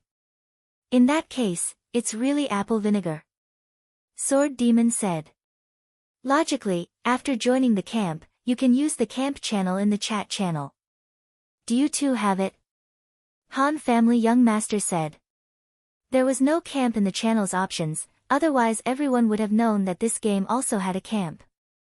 No. Gu Fei and Sword Demon said after looking at it. It shouldn't be. The veterans were puzzled. Maybe it'll only be activated at level 60. Brother, you guessed. It seems so. Everyone couldn't think of any other explanation. Butterfly Knot, I haven't written it in a long time, it's a bit rusty. This chapter also explains some of the doubts in the book review.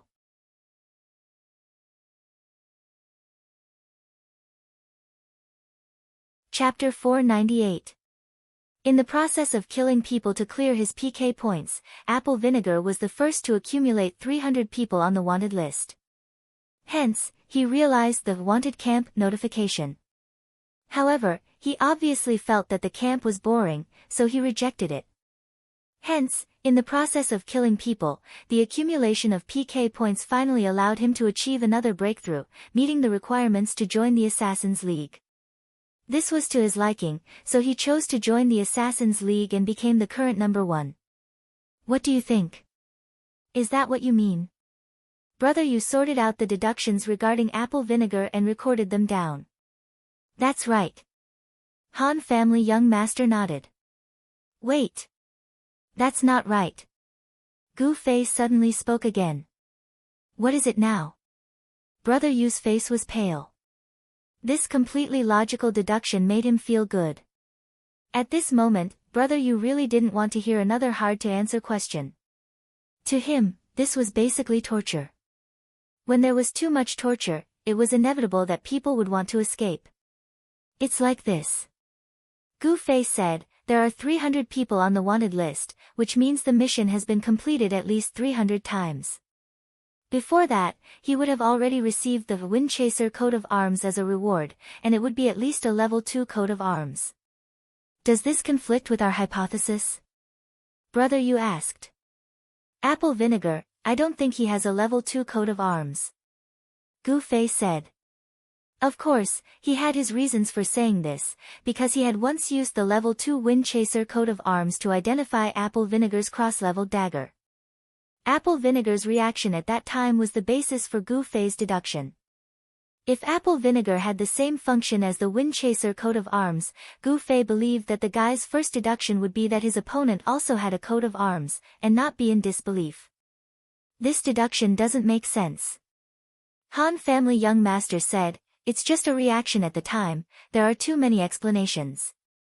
He could be surprised that you also have a level 2 coat of arms, the coat of arms has its limitations, and you happen to receive a bounty on him, that's enough of a surprise.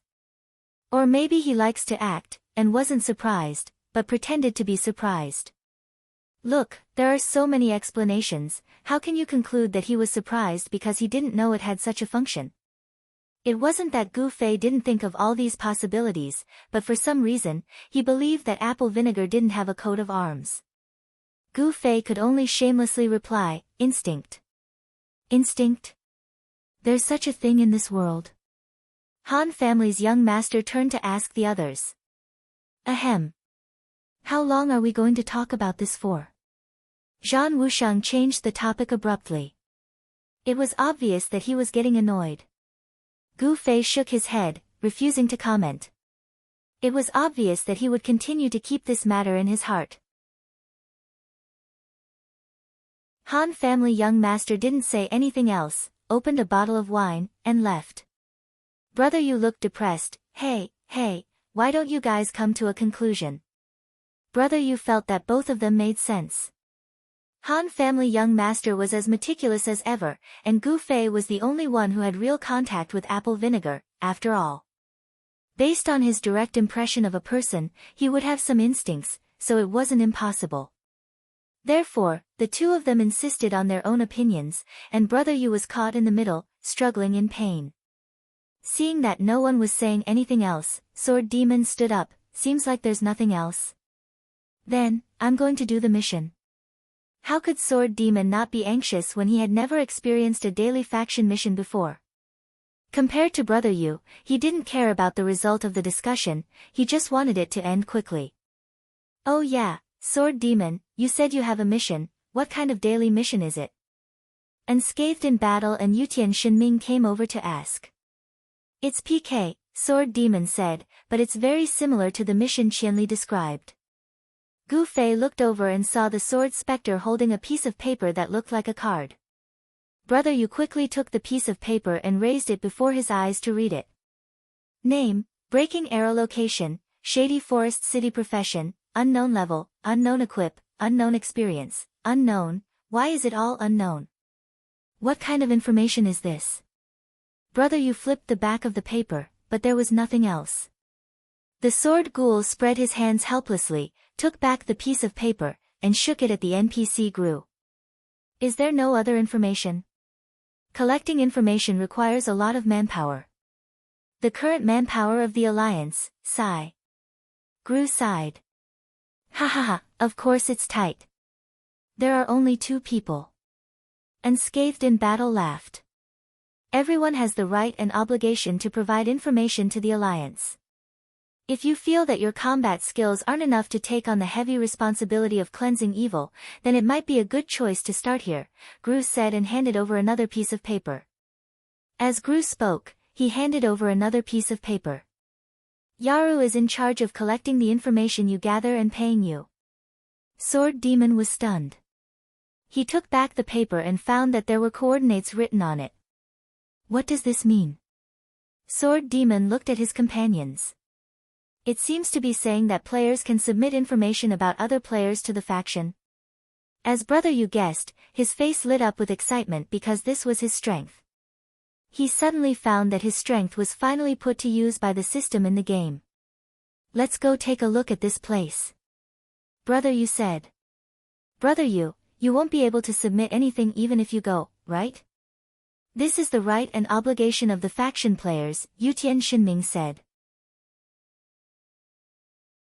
Let's go take a look and understand.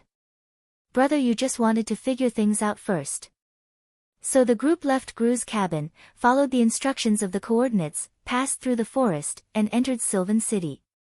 Then they walked according to the coordinates and came to a rare magnificent building in the rural scene of Sylvan City. Library? The few of them looked at each other. The library in the game wasn't just for decoration.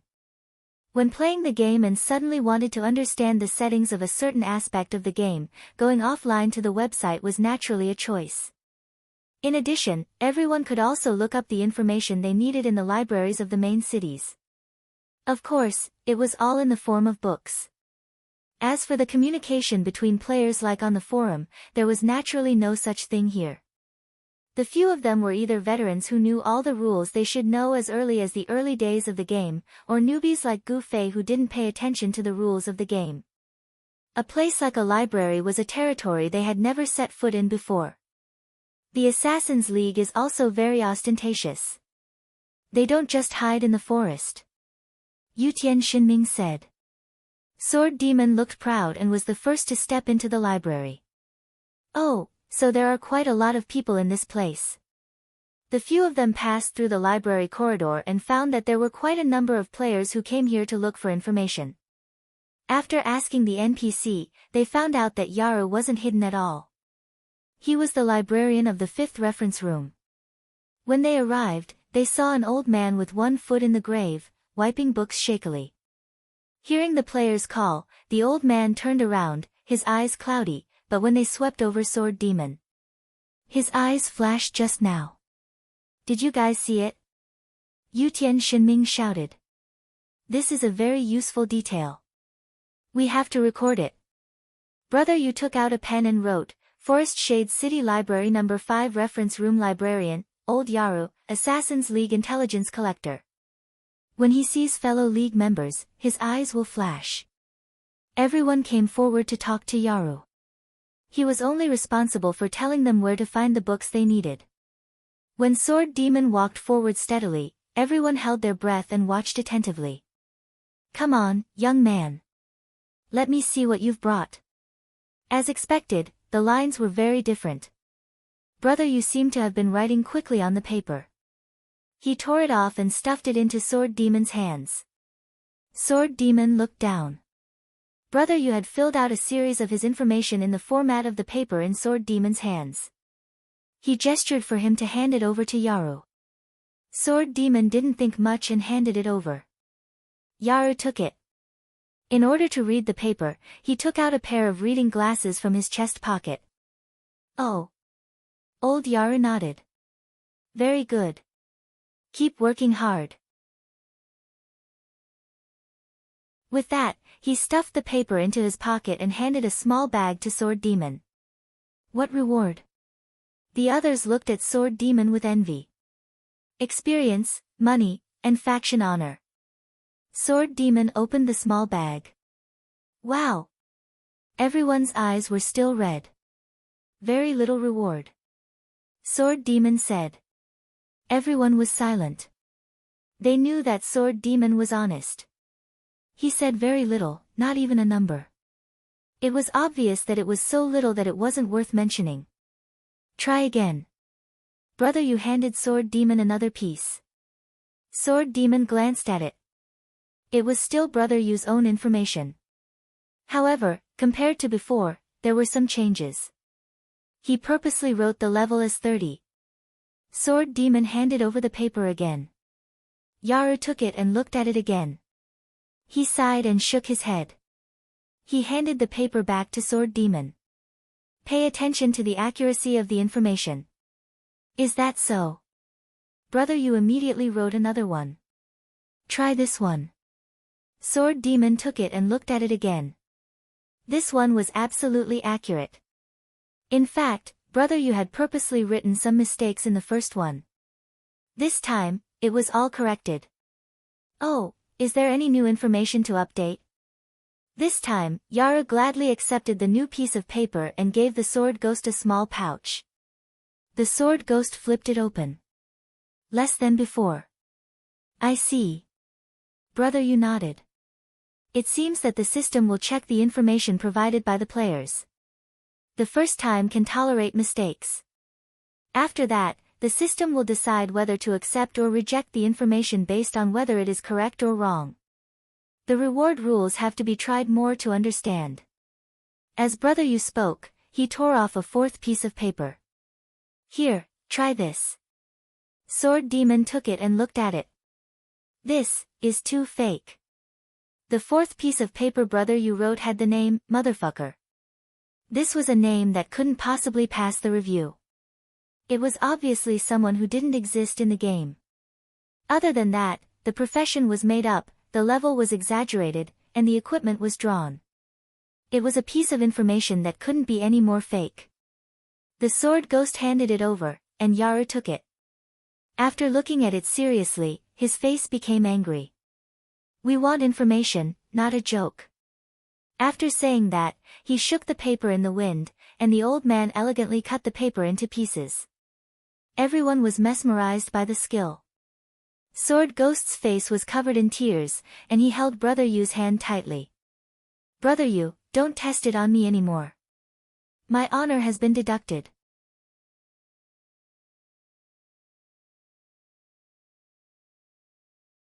Chapter 499. Oh. My honor was deducted? How many points were deducted? Brother Yu took out a pen and a small notebook and looked at Sword Demon seriously. 50 points, Sword Demon replied. Brother Yu quickly wrote it down and then asked, how many points were awarded just now? The first time was 7 points, the second time was none, and the third time was 2 points, Sword Demon said. This doesn't seem to be logical. Brother Yu frowned as he poked his head with a pen and seemed to be thinking of something. Sword Demon, where are you going? Suddenly, Gu Fei shouted and then waved his hand in the air. Pa! Sword Demon, who was in stealth, was slapped out. Brother Yu then noticed that Sword Demon had slipped away from him. Sword Demon cried, I'm leaving. If I continue to be a test subject, I think I'll be kicked out of the camp. Kicked out of the camp? What's the requirement for being kicked out of the camp? How much honor will be deducted? Brother Yu asked. The sword ghoul, who had been through hundreds of battles, had never frowned no matter how difficult the mission or PvP, was now on the verge of tears, almost begging Gu Fei, let me go. Gu Fei quickly retracted his hand and made a surrender gesture to make way for Sword Demon. Sword Demon disappeared like a wisp of smoke. Kicked out of the camp, I'm leaving too. Without waiting for Brother Yu to finish, Gu Fei had already teleported outside the door. There were only 2 players in the camp. Sword Demon ran away and Brother Yu began to point his spear at Gu Fei. Gu Fei was a bit regretful. If he had known this would happen, he would have stopped Sword Demon. Fortunately, Brother Yu didn't have much speed. Gu Fei rushed out of the door and didn't see Brother Yu chasing after him. Sir, what are the requirements for being kicked out of the faction? Can you tell me? Brother Yu started pestering Sir Yaru. This guy's crazy, said Unscathed in battle. Right, let's go. Yu Tian Xinming said. The rest of them came out as well. Brother Yu didn't get any information from Yaru, so he turned around and started searching through the library. Outside the library, the escaped Sword Demon and Gu Fei sat and squatted on the stone steps by the roadside. Gu Fei tilted his head and looked. The Sword Demon was holding the mission paper that Jelu had given him. I wanted to ask Brother Yu if you have any information on this guy. Sword Demon shook the paper and said regretfully. This paper only had the player's name and location, and then he was asked to assassinate him. This kind of mission was like looking for a needle in a haystack. In fact, although the information on apple vinegar that Gu Fei had received was a few pages long, it only had a name and a main city. Fortunately, Gu Fei was lucky enough to stumble upon it. To be honest, finding someone was much harder than killing someone. The more skilled one was, the more they felt this way. Brother, you can't possibly know everything. Gu Fei said. Why don't you look for your friend here? What's his name again? Deep Water. Deep Water, thank you. Yes, Deep Water. Gu Fei nodded. If there's no other way, that's all we can do. Sword Demon sighed. Gu Fei didn't say anything. From his understanding of Sword Demon in the past, he knew that this guy wouldn't ask for help unless he had no other choice. For example, when he farmed wind-chasing boots in the past, he didn't say anything and just farmed them himself. Looking at Yutian Shinming, who farmed shoes at the same time, he borrowed equipment and did whatever was convenient. It wasn't good or bad. Everyone's personality was different. At this time, the idea of looking for deep water was suggested by Gu Fei. Gu Fei felt that this would make it slightly easier for the Sword Demon to accept. What are you two sitting here for? At this time, the other 4 people came out of the library.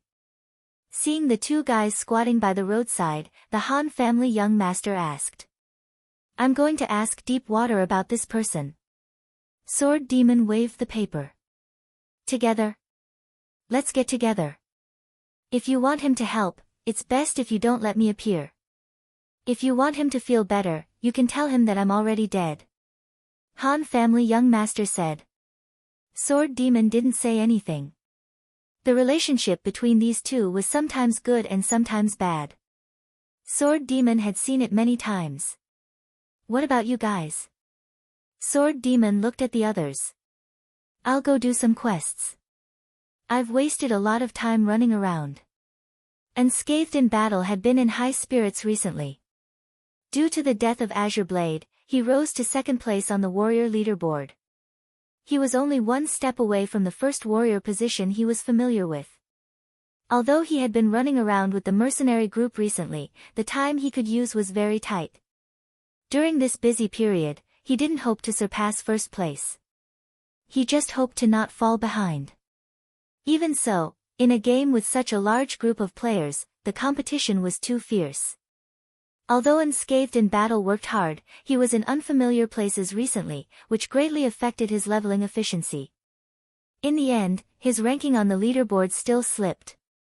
The others like Yutian Shinming and Han family young master were in a similar situation. The 3 of them fell 2 places each. They were ranked 4th, 9th, and 10th on the warrior leaderboard, archer, and priest leaderboard respectively. Out of the top 10 players, only Sword Demon's position didn't change. It could be seen how much experience he had accumulated. The legendary number 1 player in the game was indeed not on the same level as normal people. Slender Waist Dance was even more amazing than Sword Demon. She never talked about leveling, but her position as number 1 in the world was unshakable. At this time, Unscathed in Battle shouted that he wanted to go level, but she said leisurely, I'm bored. Let's go shopping. Shopping? Do you want to accompany me? Yutian Shinming was excited. Will you pay for me? Slender Waist Dance smiled. Wu Shang, count me in for the quest. Yutian Shinming quickly changed his words. It wasn't that he was stingy and didn't want to spend money to pick up girls. The problem was that the number 1 player in the world with money, if he spent money to pick up girls. Yutian Shinming's brain wasn't flooded with water. The 4 guys left just like that.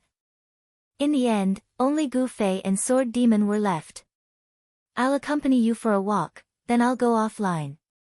Gu Fei said. In reality, from a leveling point of view, Gu Fei was the one that made these experts grind their teeth. He only played for a few hours a day, but his level was steadily increasing. His equipment made people drool. Comparing oneself to others was really infuriating. After Sword Demon asked where water depth was, he went with Gu Fei. Water depth wasn't in the city, but in the dense forest outside the city. He was probably leveling up. Sword Demon gradually approached Gu Fei according to the coordinates he said. Suddenly, Gu Fei reached out to stop Sword Demon. Wait. What? There's murderous intent. Just like how Gu Fei knew about Sword Demon's personality, Sword Demon also knew about Gu Fei's style. Gu Fei nodded and looked around, estimating the number of people that had appeared in that instant. Before he could count, there was a rustling sound in the surrounding bushes and trees. Countless people had already popped their heads out, bows and crossbows in their hands aimed at the two of them. They shouted, "Don't move." Gu Fei and Sword Demon suddenly felt as if they had transmigrated to another scene. The players that appeared in this circle were all wearing camouflage, wearing green hats, and their faces were smeared with paint or mud. Sword Demon fiercely pinched his thighs. Was this still a parallel world? Gu Fei reached out with his sword and was about to teleport to slash people when he suddenly heard someone walk out with a smile. "How is it? How's the situation?" The two of them were stunned. Sword Demon tried hard to look at this guy whose face was smeared the same color as his clothes and carefully asked, "Water depth?" "Ha, even you can't recognize me. This means that this disguise is very successful." Water Depth continued to smile and walked towards the two of them with his hands behind his back. The surrounding players immediately put away their bows and stood at attention. Gu Fei and Sword Demon looked at each other. "What are you guys doing? Field simulation?" Sword Demon asked. He had heard of an activity that could be said to be a real person role-playing CS. It was very similar to what Water Depth and the others were wearing. "Ha, it's a long story. Let's talk about it later." After Water Depth finished laughing, his face suddenly turned cold. "Where's that bastard?" Sword Ghost, of course, knew who he was referring to. Only then did he react. If the young master of the Han clan was here, wouldn't he have already been killed? When did these two have such a big grudge? Looking at Water Depth's murderous face, Sword Demon blurted out, "He's dead." "Dead? He's clearly online. How did he die?" Water Depth said. "I hacked him to death." Gu Fei casually added. Water Depth realized that he had died in the game and was very happy.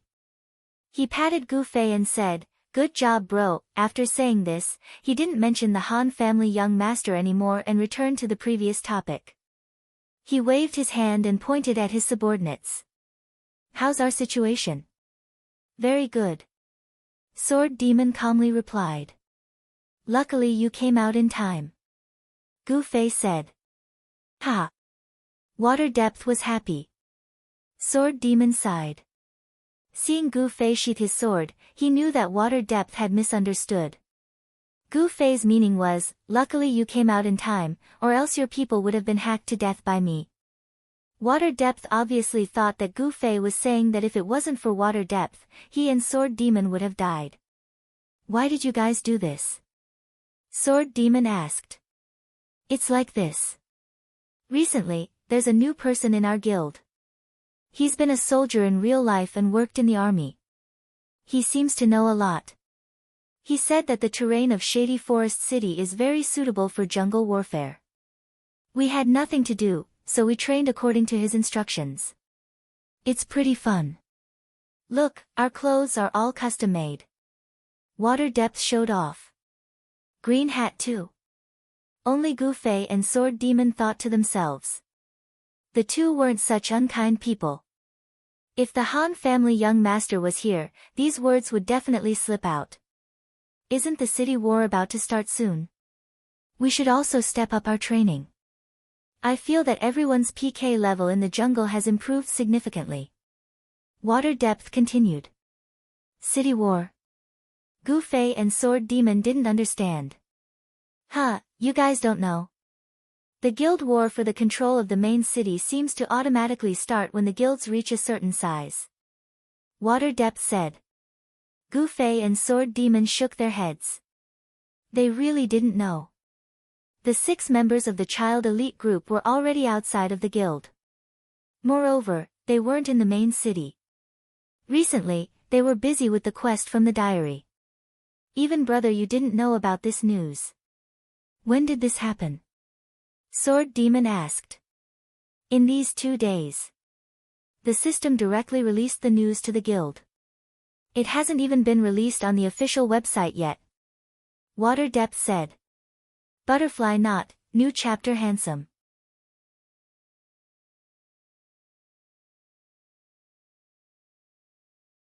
Chapter 500. Then, Water Depth recalled and explained in detail.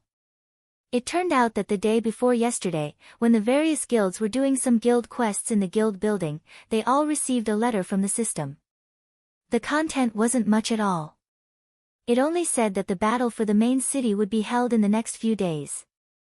It was an advance notice, and the guilds were encouraged to make the best use of their time and prepare for it. This was the so-called "a stone that causes 1,000 ripples" situation. Although it was only 2 short sentences, it came from the system's announcement. After confirming that today wasn't April 1st, no one would question the authenticity of this news. How long would the unexpected be? A week? 2 weeks? Or a month?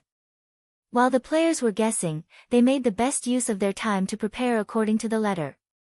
Leveling, getting equipment, grinding skills.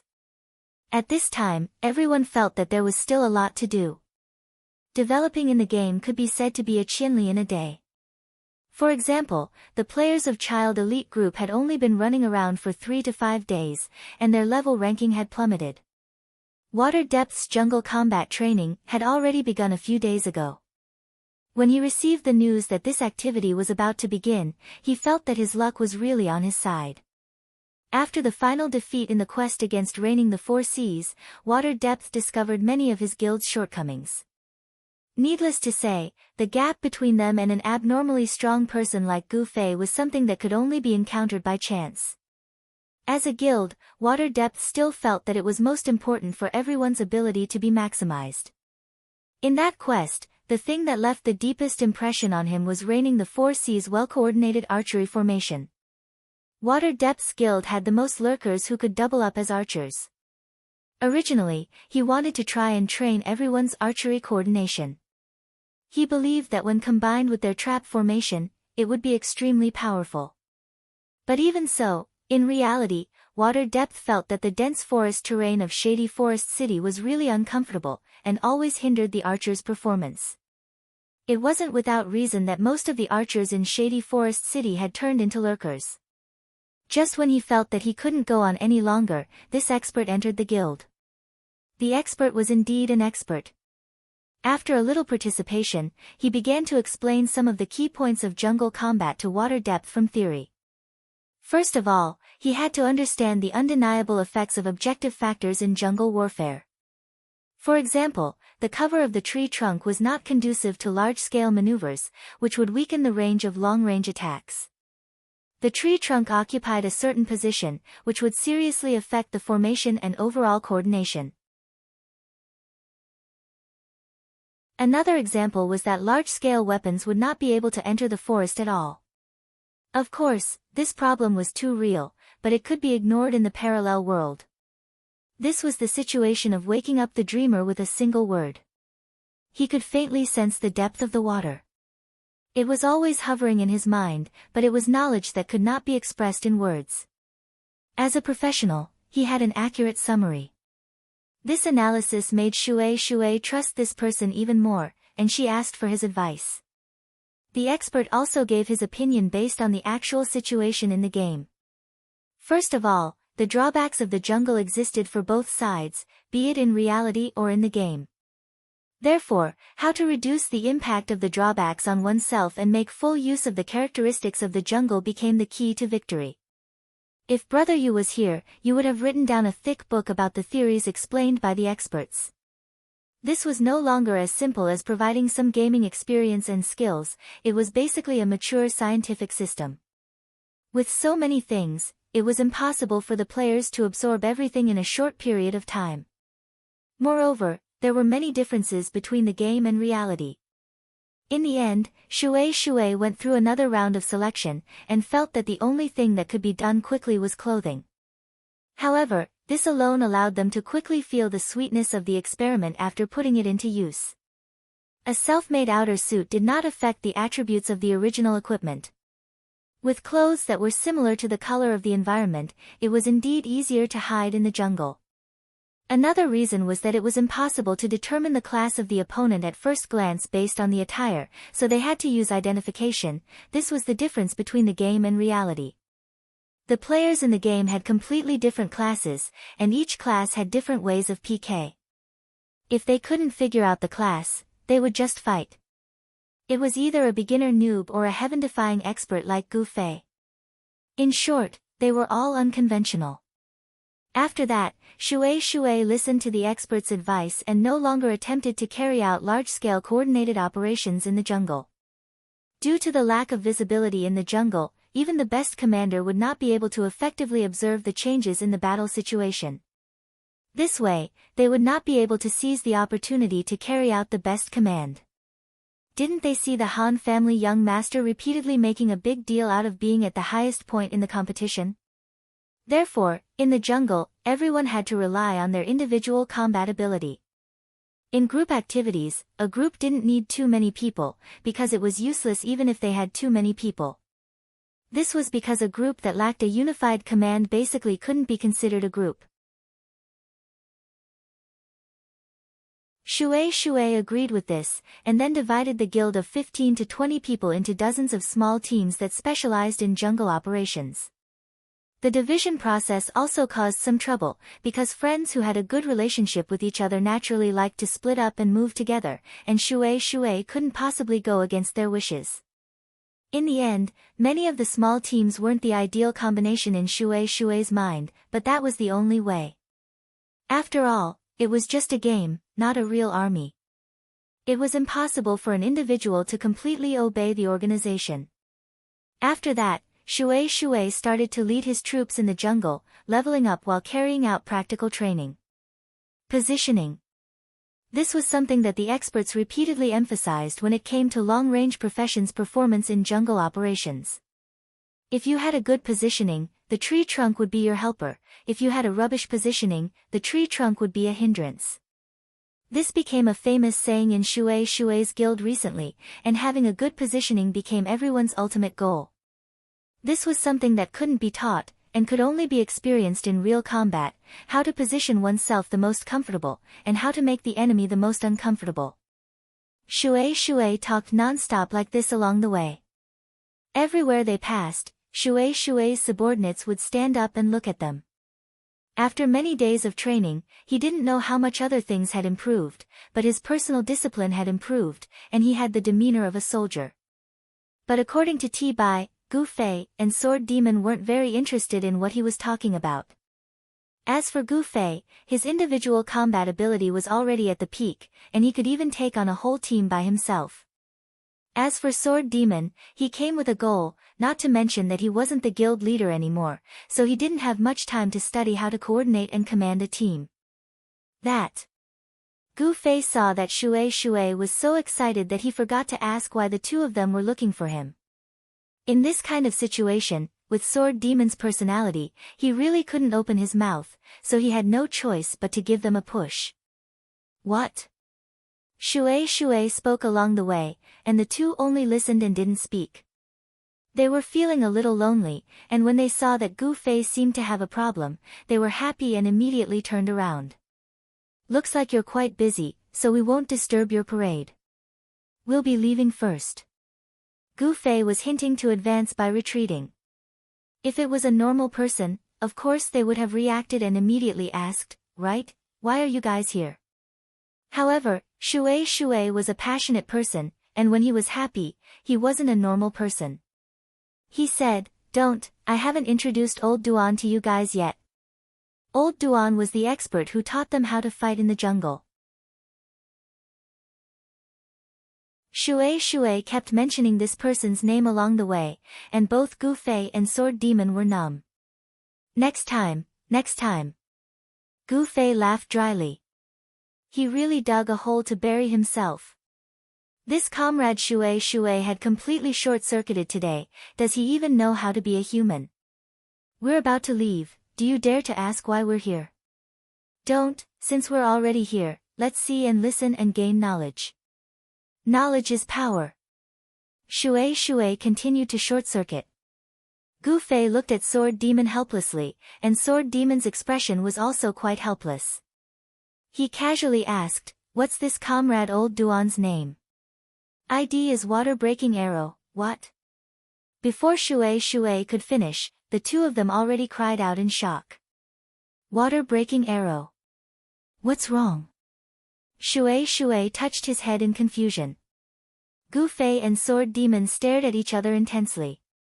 What the hell, there's actually such a coincidence, what's wrong with you two? Shui asked. Nothing.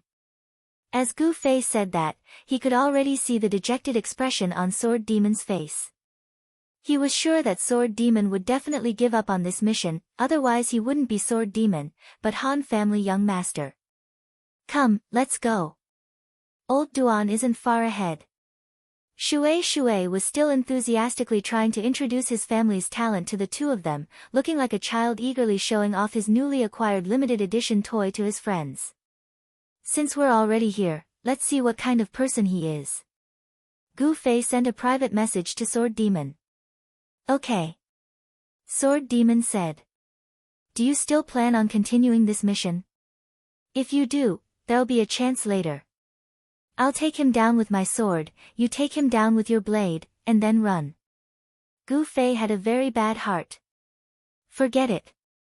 Sword Demon didn't have any hesitation. Besides, it was just a daily mission. If he gave up on today's mission, he could just take another one tomorrow.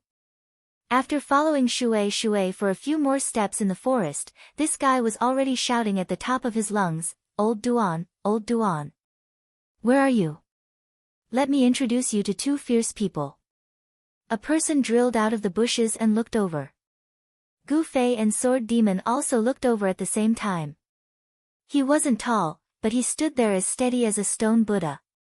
He had a buzz cut and a square face, but the makeup on his face was too fancy to make out his appearance. Although he was wearing equipment and camouflage on the outside, Gu Fei could still see the strong muscles on his body at a glance. His body is very strong. This guy isn't an ordinary person. After listening to Shui's description along the way, Gu Fei guessed that this person might be a military enthusiast, and of course he could talk about these theories. At this time, looking at him, it was obvious that he had a body that had undergone intensive training, which was not something that ordinary people would have. Is he really a veteran or something? Gu Fei wondered. Butterfly Knot, 500 chapters. New volume, new chapter, new character.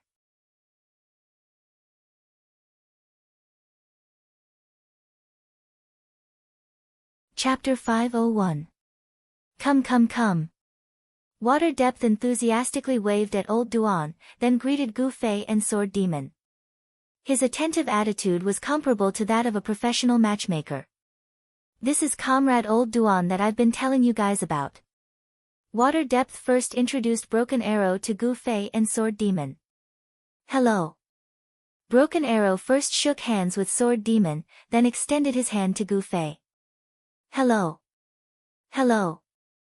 Gu Fei stretched out his hand to shake hands with him, his eyes quickly swept over the other's hand. When he raised his eyes, the water-breaking arrow's gaze also moved away from his hand. Gu Fei smiled slightly and let go of his hand. These two. Water Depth's voice suddenly rose an octave, startling the three present. This is Sword Demon. Old Duan, if you've had any contact with him in-game, there's no way you haven't heard of his name. This is the publicly recognized #1 expert in the game, and also my good brother for many years. Water Depth introduced Sword Demon. Sword Demon hurriedly acted humble. Whatever, it was all in the past. This one. Qianli was drunk. How is it, Old Duan, you already know who he is, right? Water Depth said. Oh. I know. I've heard a lot about you. Old Duan said. Clearly, in this parallel world game, Gu Fei's reputation was much greater than Sword Demon's, and as time passed, his name became less and less of a secret. Seeing Water Depth's excited expression, Gu Fei now knew that introducing Old Duan to the two of them was a child's way of showing off. On the other hand, introducing the two of them to Old Duan was also a way of showing off, this guy. At this time, water depth had had his fill and finally returned to a normal person's mentality. He looked at the two of them and said, "Oh right, why did you guys come looking for me?" "It's nothing. I just passed by Shady Forest City and came to see you. I wanted to say that if you're not busy, we can get together. But looking at you, you seem to be quite busy." The sword demon said. "That's right. We still don't know what this city war is about, so we need to hurry up and study it. Once we become the lords of this city, you can come back and let me properly play the role of a host." Deepwater put his hand on the sword demon's shoulder and said with a smile. All right, we'll be leaving first." Sword demon bid farewell to Deepwater. "Take care, I won't send you off." Deepwater waved goodbye to the two and immediately dove into the bushes, continuing to study jungle warfare with his soldiers. "That water-breaking arrow isn't an ordinary person," Gu Fei said to the sword demon as he watched them walk away. "What? His body is very strong, his knuckles are thick, and his skin is rough," Gu Fei said. What does it mean?" Sword demon said. He's trained to an extraordinary level," Gu Fei said. "No, the few characteristics you mentioned, I think some people who engage in heavy physical labor will have them.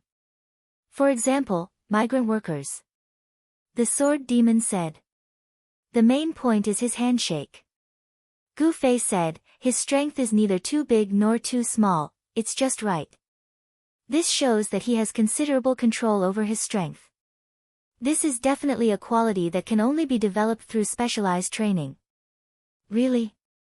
How come I didn't notice?" The sword demon looked at his right hand. It was also the one that shook water-breaking arrow's hand. He didn't feel that water-breaking arrow's handshake was any different from an ordinary person's. Of course, this is also something that needs to be felt by people who have been specially trained, Gu Fei said. "If that's the case, then this person must be very strong in PK." The sword demon had a tragic expression on his face. He thought of the 100 realms of wisdom and Gu Xian.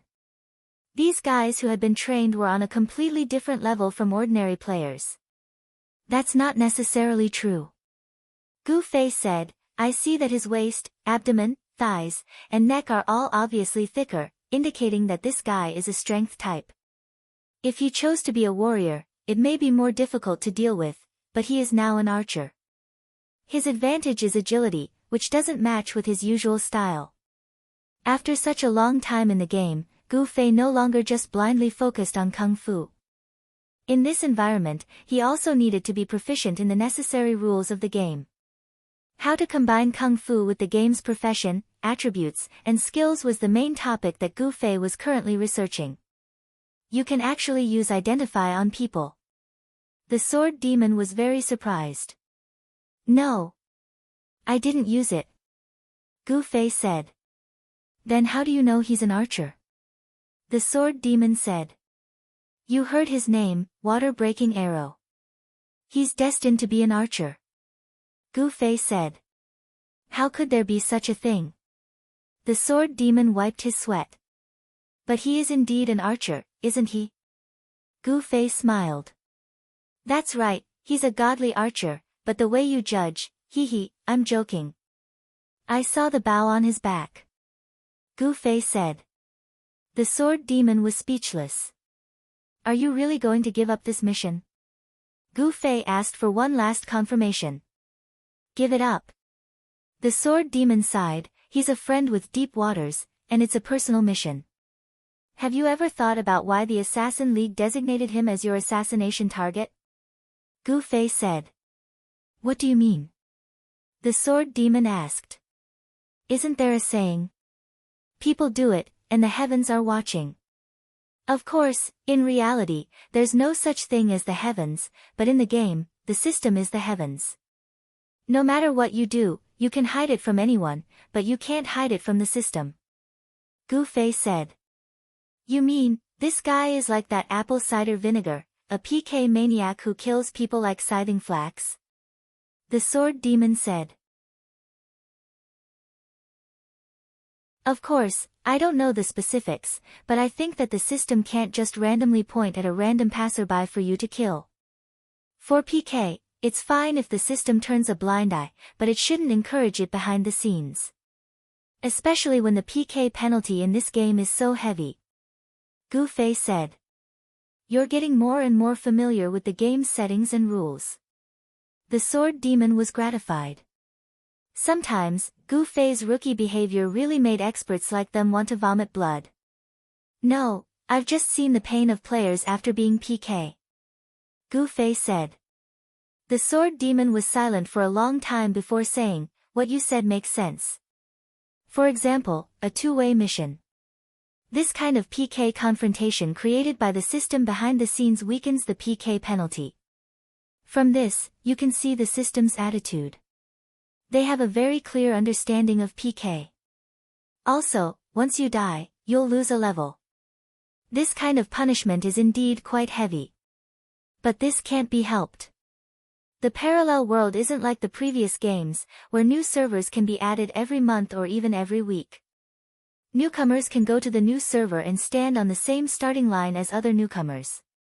In the parallel world, everyone is in the same world and server.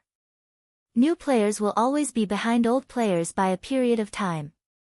This kind of heavy death penalty, I think it's a kind of suppression for old players, so that we won't be too far behind new players. The difficulty of leveling up should also be set for this purpose. And I dare say that this game will definitely have a level cap. It's impossible to level up endlessly. The sword demon was worthy of being an online game veteran for many years. Not only did he not talk about the game's content, but he also talked about the game's operation methods. There's a level cap. Then isn't the current level experience leaderboard meaningless? Gu Fei said. That? The sword demon laughed. That's just the current stage of development, created to stimulate players to go online and spend more. When everyone's level reaches the cap and loses its meaning, there will naturally be other leaderboards to stimulate everyone's competition. Don't worry. The sword demon said. Gu Fei sighed. Look at the sword demon. He clearly saw through the online game's operation methods and tricks to seduce players, but he still couldn't extricate himself from it. Was this the legendary love and death? Well, we've gone off topic. Let's talk about the present. What are you planning to do with this water-breaking arrow mission? Gu Fei said. Ah. The sword demon thought about it and looked at Gu Fei. Honestly, did you find out that this is a strong person, so you want to fight him, so you're encouraging me? Nonsense. How could I be that kind of person? Gu Fei said righteously. The sword demon continued to look at Gu Fei and finally spat out two words. It's hard to say, what are you saying? If you really can't handle it, of course I'll help you. Gu Fei said. Let's first investigate this guy's background. If there's really something wrong, then we'll make a move. The sword demon finally decided. Go find Brother Yu. Gu Fei shuddered. This was a new mission that he hadn't experienced before. Go find Brother Yu. This guy would follow and report the whole process. Bringing Brother Yu to fight wasn't a problem, but bringing this guy to do missions was a kind of torture because he had too many questions and wanted to know too much. A mission would be broken down by him and studied to death. In a game that relied on missions to level up wouldn't be slow. The person who knew the most information in the game had a lot of time online every day, but his level ranking was never outstanding. There was a reason for this. It's just a random player. It might be too difficult for Brother Yu to investigate. The sword demon said. That's true. If it's something like the top 10, it might be easier. Gu Fei said. Unfortunately, he's not. The sword demon said. Of course he's not. Gu Fei also nodded. If Breaking Water Arrow was one of the top 10 archers, then as one of the top 10, Yutian Shinming, it was impossible that he didn't know. He would definitely point it out and strongly urge the sword demon to work hard to complete the mission and kill him to weaken his competitors. Then where do we start? Gu Fei looked at this experienced online game veteran. Of course we ask the people around us. The sword demon said. Go find Ku and ask. Who is that? Gu Fei was puzzled. The wife of deep water. Did you forget? The sword demon said. Have I seen her? Gu Fei asked. The sword demon thought about it. He didn't remember if he had introduced this girl to Gu Fei. What's the difference between asking her and asking deep water directly? Gu Fei asked. The difference is that they're not the same person. The sword demon replied. Won't she tell deep water again? Gu Fei said. That depends on what it is. This shouldn't be the case. The sword demon said.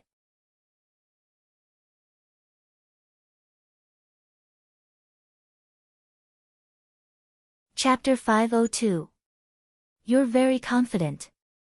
Gu Fei said this on behalf of the sword demon. In fact, from the tone and attitude of the sword demon that he saw, it was not only confidence, but also conviction.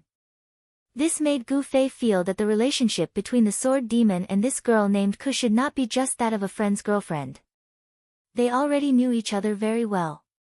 Sure enough, the sword demon nodded and said, Of course, we've been old friends for many years. Then what are you waiting for? Let's go.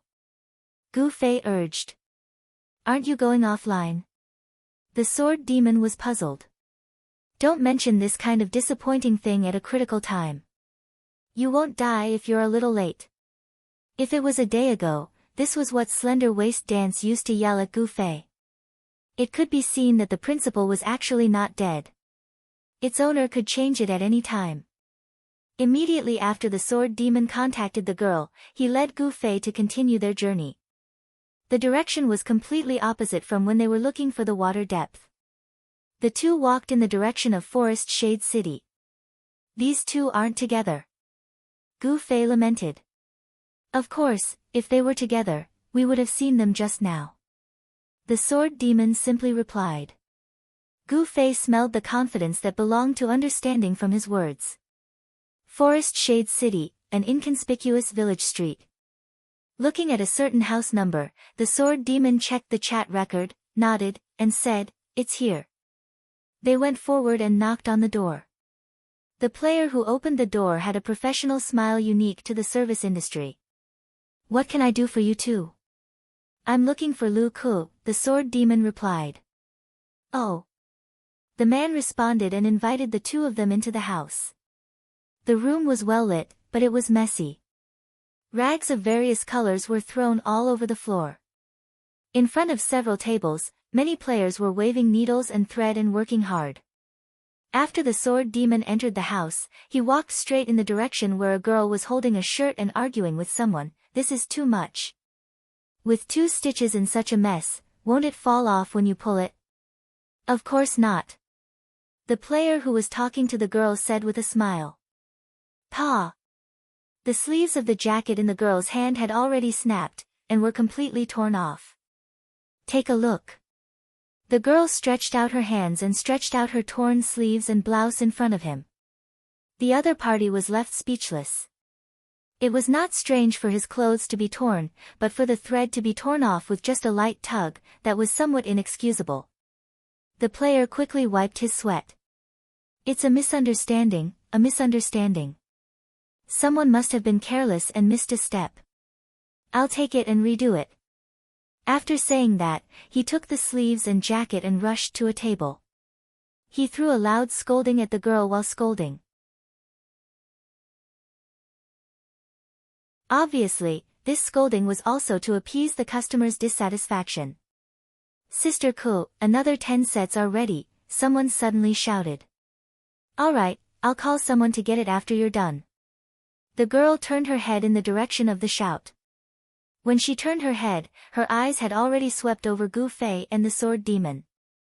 After shouting, she immediately called out to the sword demon, You're here. N. The sword demon also responded. It was a simple dialogue, but Gu Fei heard a very unusual meaning. He confirmed his previous inference that the sword demon and this deep water wife did not have an indirect relationship. The two of them were very familiar with each other. The way they greeted each other was not very warm, and it did not seem like a polite greeting. Everything was so natural. Only the most familiar friends would use this simple and plain greeting method. After greeting the sword demon, Lu Ke turned her gaze to Gu Fei. She pursed her lips and said with a smile, "Drunk Killer is also here." Hee hee. Gu Fei laughed dryly. He had naturally heard of his various nicknames in the outside world. Although he did not mind, few people called him that directly. "You are." The sword demon looked around the room. "Making clothes." Lu Ke grabbed a piece of clothing from the table beside her and threw it to the sword demon. The sword demon caught it and shook it open. Gu Fei looked at it and understood what it was. Camouflage uniforms. It was the kind that Deepwater and his subordinates were wearing. It seemed like he was preparing to equip the entire guild, which would require a few hundred sets. This wasn't a small amount of work. In a realistic game, making clothes wasn't as simple as shouting, "So," into the air and the clothes would immediately appear in your pocket. It required actual manipulation. Of course, just like archers, this also required the powerful support of the system. Needlework was not something everyone could do. "Have you seen Deepwater?" Lu Ke took back the clothes that the sword demon handed back to her and asked. "I have."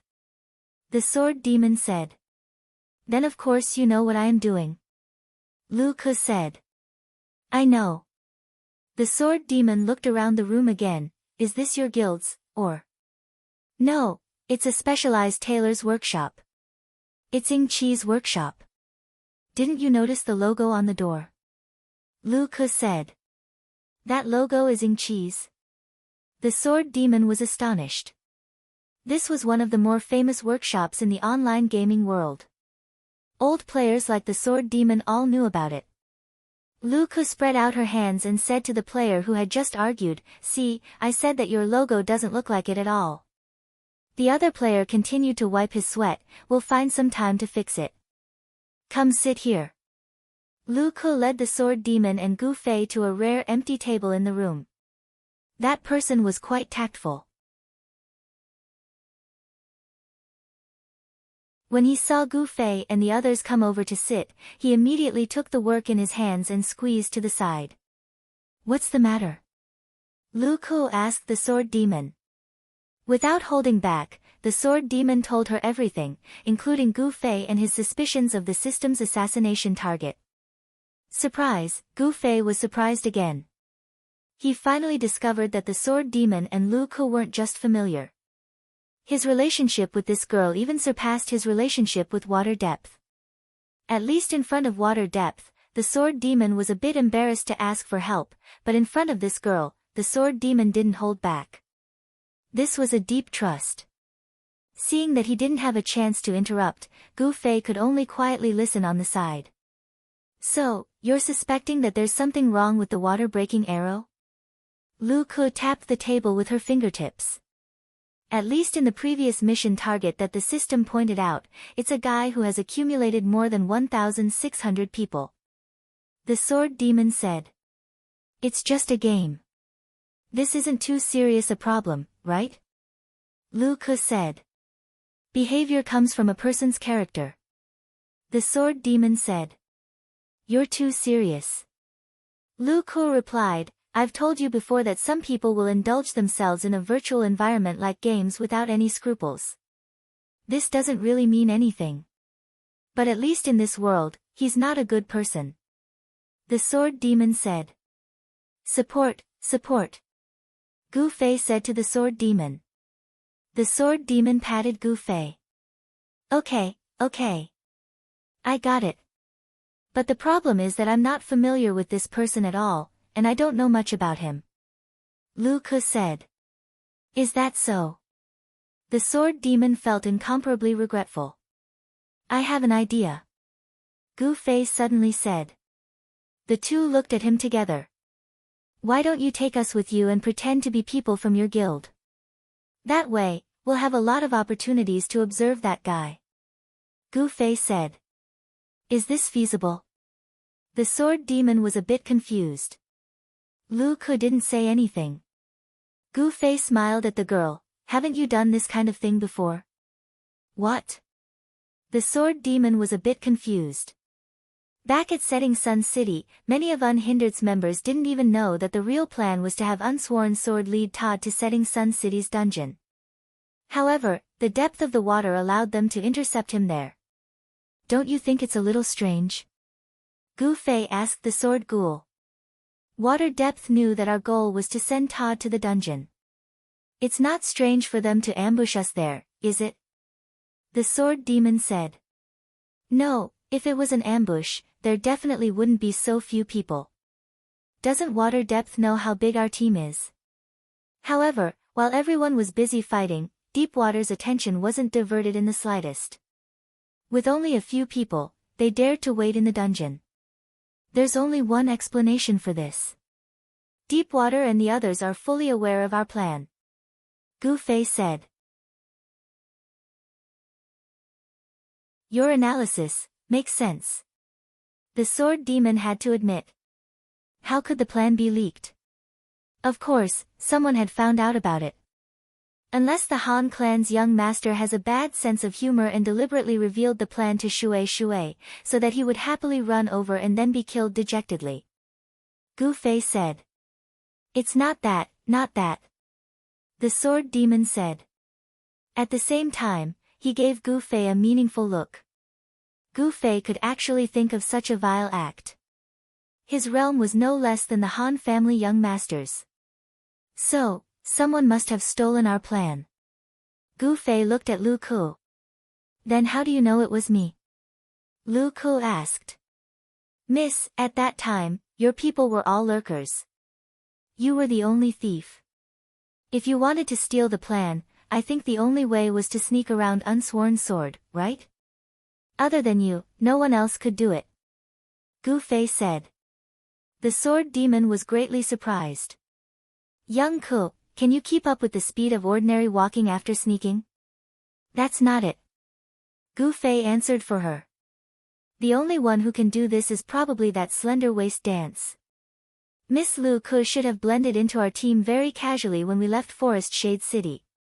Our team was made up of many mercenary groups and guilds from reigning the Four Seas. The appearance of a new face would not attract attention at all. This was a big loophole for us. That's how Miss Lu Ke has always been in our team, but whenever Unsworn Sword comes up with a plan, she'll sneak around and eavesdrop, then inform Depth of Water of the news. I think my guess is correct, right?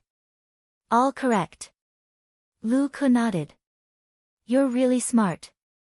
I think even the Han family young master didn't guess it, right? Speaking of this, the sword demon suddenly felt a chill pass through his heart. Maybe it's not that he doesn't know, he's just pretending not to know. Qianli, your inference just now is likely to be true.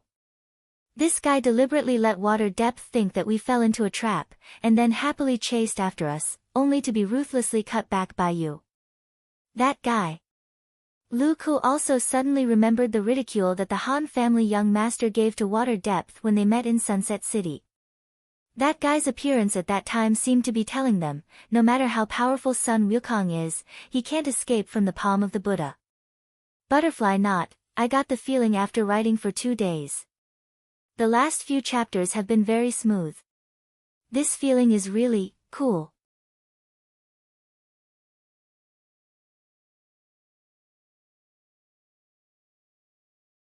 Chapter 503. Towards the Han family young master, no one had anything to say. This person's personality was so bad that he was truly a weirdo. Gu Fei had only made a bold assumption, and it turned out to be a prophecy.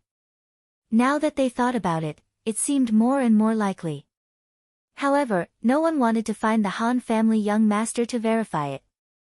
It had already been so many days. If they only realized it now, it would only become an excuse for them to be looked down upon by him. Don't bring up the past. Sword Demon said painfully. Gu Fei nodded his head. Especially don't say it to Water Depth. Lu Ke said.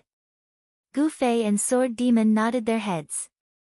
The two couldn't help but think of the way Water Depth gritted her teeth when she mentioned the Han family young master. She didn't even know about this matter and already hated him to this extent. If they added oil to the fire, this guy would probably go crazy. Do you guys think my idea isn't feasible? Gu Fei first brought the topic back to the present. Do you think you guys will be able to discover anything if you secretly spy on him? Lu Ke said. It will at least be of some help, right, Sword Demon? Gu Fei said. Ah. Right? Sword Demon couldn't help but reply. Then he realized that he had already unknowingly supported Gu Fei's idea. This was simply a verbal trap. Gu Fei was also very cunning. Since it's like this, I'll support you guys. I also don't want to have a person with a serious character problem in the guild. Lu Ke said. A guild with a few hundred people, can you guarantee the character of each person? Gu Fei laughed. Of course, this was impossible. It was always the hardest thing to see through a person's heart. This is just a game. Everything is very simple. Randomly killing people, randomly stealing monsters, randomly stealing equipment, this is a bad character. At least in our guild, no one will be like this. Lu Ke said. Really? Since it's like this, then let us help you test whether or not this water-breaking arrow is someone with a bad character who randomly kills people, steals monsters, and randomly steals equipment. Gu Fei said. Okay, come on, change into these clothes. Lu Ke pointed at the pile of clothes at the side. It was the 10 sets of camouflage uniforms that she had just made. I didn't expect us to have the opportunity to try this. Gu Fei smiled at the Sword Demon, but he soon encountered awkwardness when he tried it on. Because these clothes were made by players, they didn't follow the sewing recipe in the game. So, they didn't have any attributes. When players wore these clothes, they would wear them on top of their equipment with attributes. A coat and a pair of pants. It was supposed to be very simple, but it was troublesome for Gu Fei because his equipment was a mage robe, which dragged on the ground like a windbreaker. How could a normal coat cover such a windbreaker? Gu Fei didn't know what to do and looked at Lu Ke blankly. Lu Ke looked at his embarrassed face and couldn't help but laugh. Wait a minute. Mages are specially made. Then he turned to the working players and said, I want a mage robe, add one for me. I'll make it now. Gu Fei realized that he had been teased by this girl, but at least he didn't have to use his brain to solve such a difficult problem. Gu Fei was relieved. After all, tailoring in the game didn't take as long as in reality.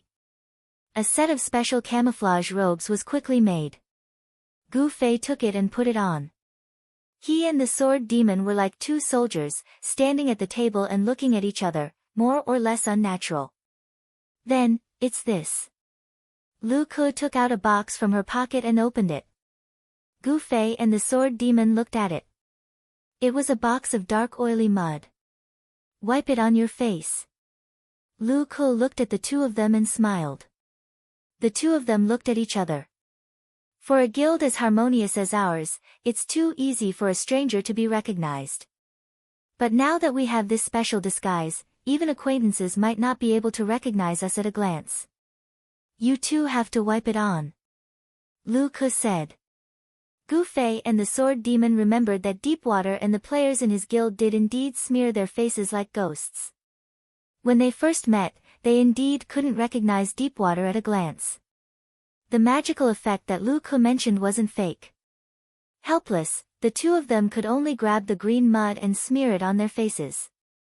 While smearing it, Gu Fei asked, what is this made of? I don't know the specifics, it's also custom-made. I found that there are a lot of talented people in this game. As long as you can think of it, there's nothing they can't make. This game really does have the raw materials. Right now, the big studios are very optimistic about this business and are trying to recruit talents in this area. This game is becoming more and more like a world. Lu Ke said. Oh. Gu Fei and the sword demon replied as they grabbed the thing and smeared it on their faces. Then they looked at each other and asked, "How is it? Let me take a look." Lu Ke called out to the two of them and looked them up and down. Then she clicked her tongue in wonder and said, "I won't hide it from you two. If you two run in front of Breaking Arrow like this and he sees you, he'll definitely be suspicious." "Why?" The two of them were surprised. "Don't you two feel that what you smeared is different from what Deepwater and the others smeared?" Lu Ke said. The two of them thought back. "Their faces are smeared a bit more." Gu Fei said. "I don't think it needs to be that complicated. A bit simpler is fine." Sword Demon said. Right. Just do it." Gu Fei said. "The entire guild is smearing according to Breaking Arrow's requirements. Only you two are just doing it. Aren't you too exposed?" Lu Ke said. "Requirements? What requirements?" The two of them didn't understand. "You think it's just a few random smears? Are you shooting a movie?"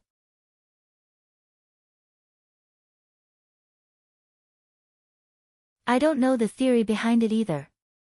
In any case, according to Breaking Arrow's instructions, there's a specific way to smear it. At the very least, it's not just a few smears, but the entire face."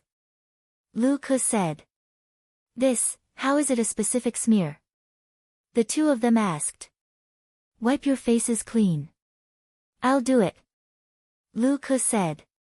The two of them continued to look for a cloth to wipe off the oil paint they just smeared on their faces.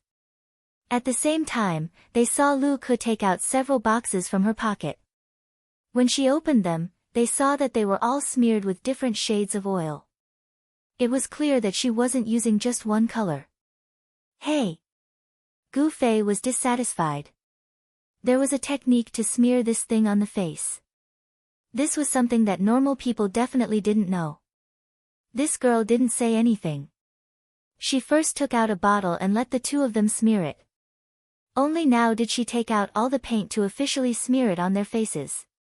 It was clearly another prank. "What, hey! You guys made our guild so miserable last time. Shouldn't I take revenge? This is already considered light. Come and sit down." Lu Ke pointed at the bench across from her. Gu Fei sat down helplessly. Lu Ke grabbed a handful of mud and was about to throw it at Gu Fei's face.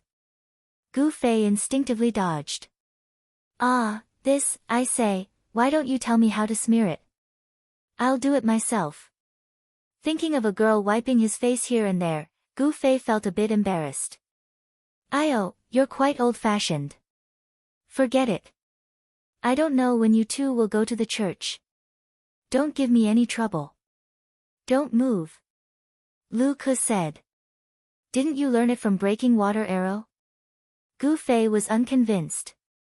Women are naturally more talented than men in this kind of thing. "Do you put on makeup every day?" Lu Ke said. Gu Fei was instantly speechless. Then, Lu Ke had already smeared a handful of mud on his face. Gu Fei still wanted to dodge, but after hearing Lu Ke say, "Don't move. If you ruin it, you'll have to start over again," he finally didn't dare to resist anymore. Lu Ke's technique was indeed skilled. Before long, she had already taken care of Gu Fei. Then, she went to smear the sword demon. Gu Fei sat to the side. Even his lips had been smeared. They were dry and astringent. It was very uncomfortable. The sword demon, who had been smeared, didn't feel good either. The two stared at each other, not knowing what to say. Looking at the other's face, they wanted to cry and laugh at the same time. In the end, they heard Lu Ke's satisfied voice say, not bad at all. Alright, you two sit here for a while. In a while, help me move the clothes to meet up with Deepwater and the others," Lu Ke said as she put away the oil on the table. Then, she went over to continue supervising the players who were rushing to make the clothes.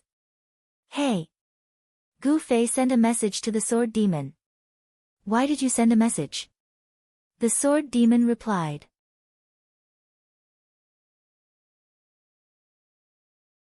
Don't you think you'll just eat it up if you open your mouth? Gu Fei replied. That won't happen, right? The sword demon replied. Then why didn't you say anything? Gu Fei replied.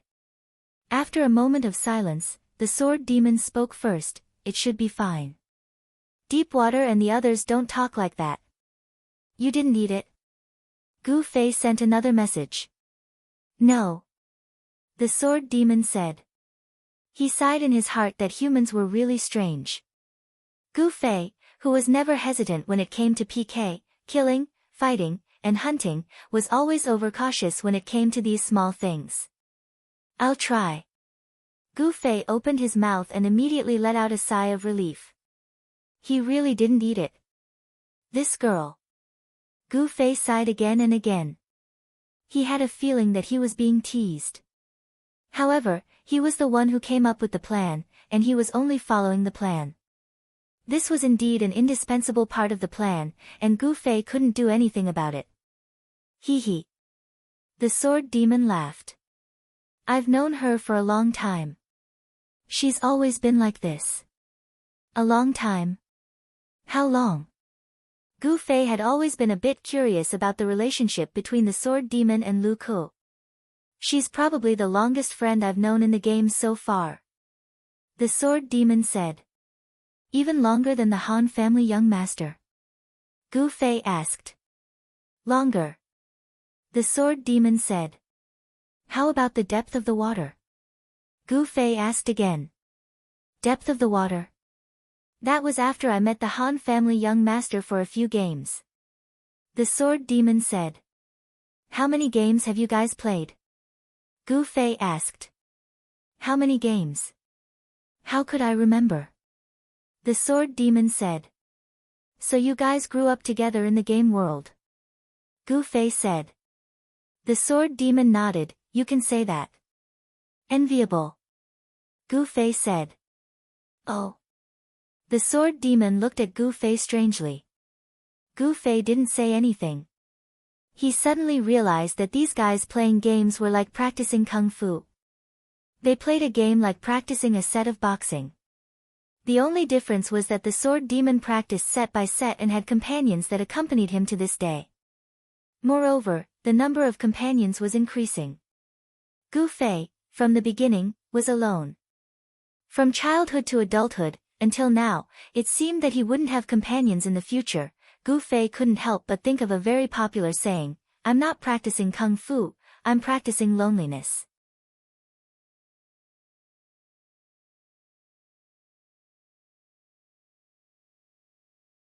Chapter 504.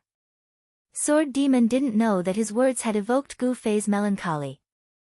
In addition, both of their faces were smeared like ghosts, so he couldn't see their expressions. Seeing that Gu Fei was silent, he didn't say anything more. Gu Fei just sighed with emotion. That was all. What he felt was only sadness and powerlessness towards the decline of Kung Fu. Hey, you two, get ready to go. Lu Ku was already calling out to the two. The two quickly got up. Put away your clothes and cover your face. You guys aren't planning to parade around like this, are you? Lu Ku said to the two.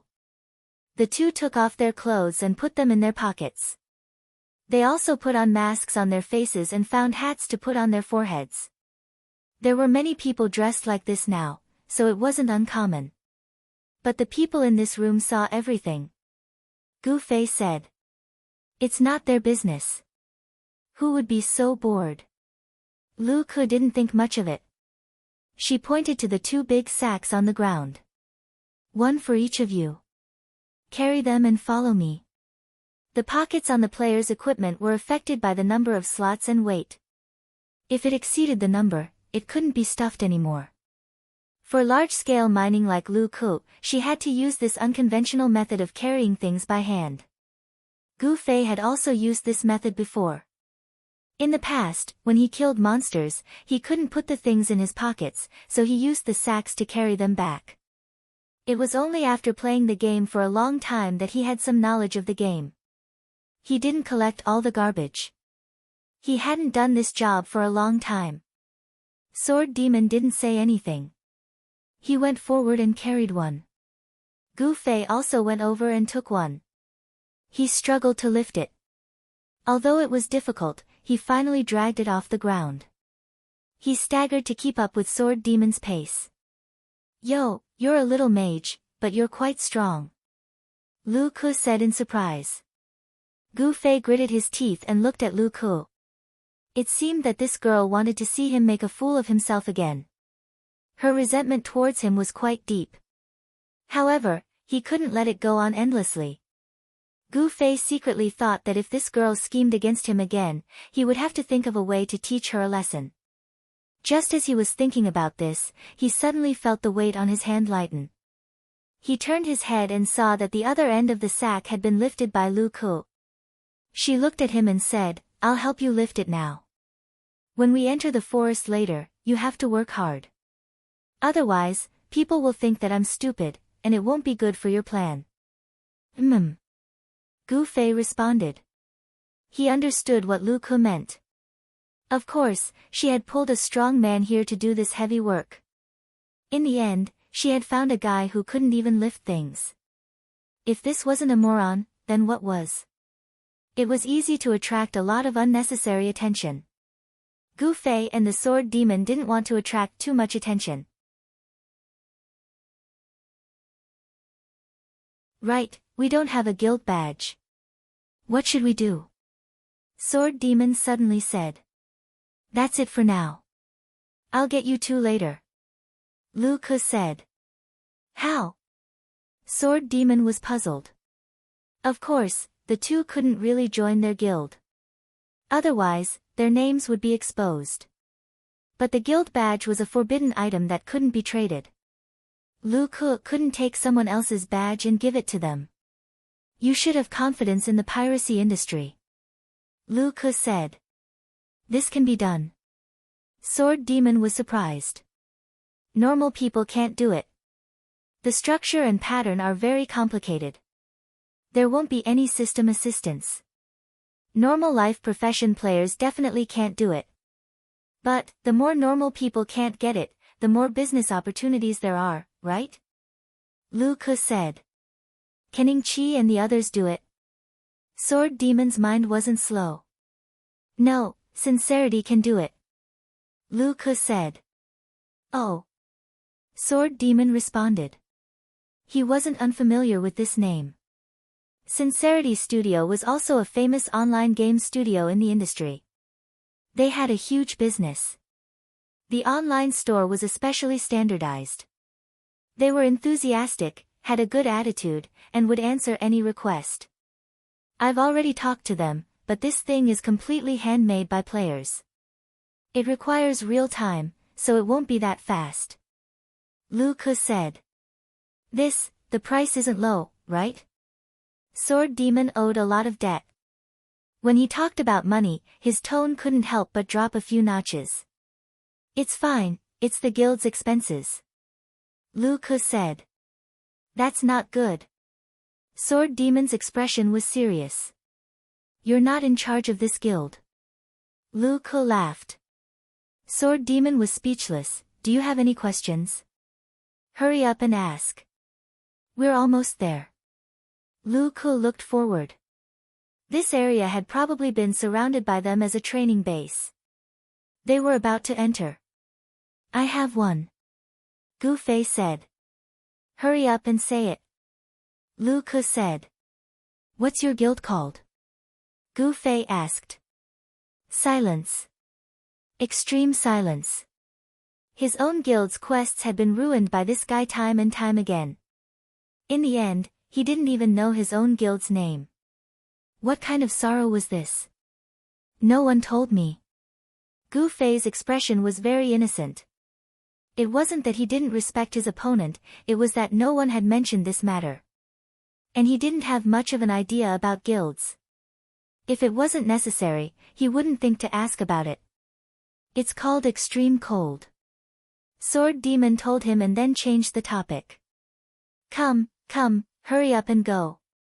This thing is really heavy. It wasn't just the name of the guild.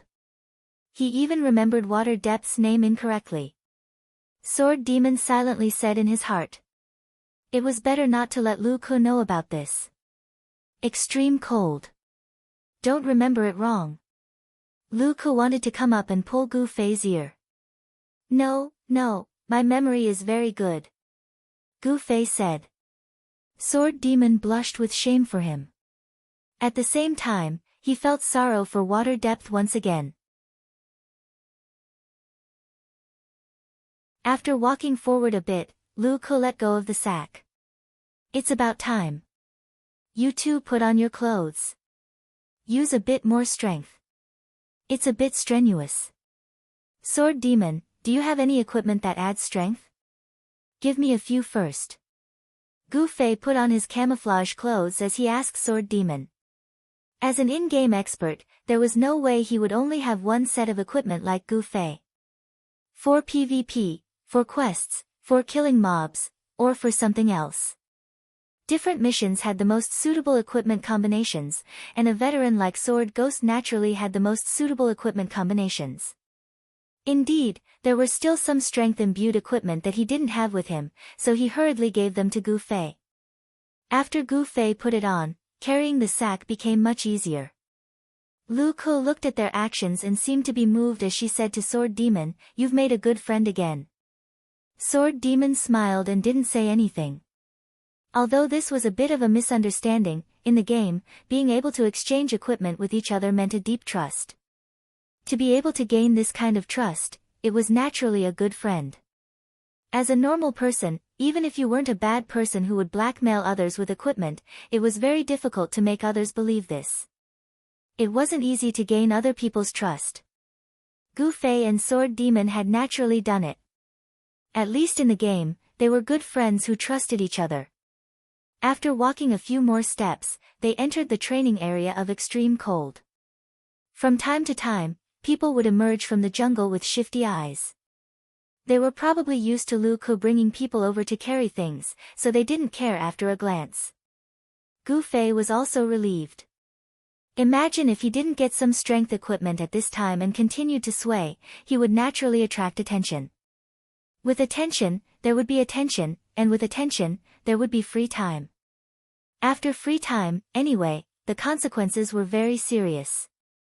They're back. After walking for a while, a group of people emerged from behind a tree in front of them. Although they had just met not long ago, Gu Fei and Sword Demon still couldn't recognize them at a glance. They only judged that this person was Water Depth from the voice and posture.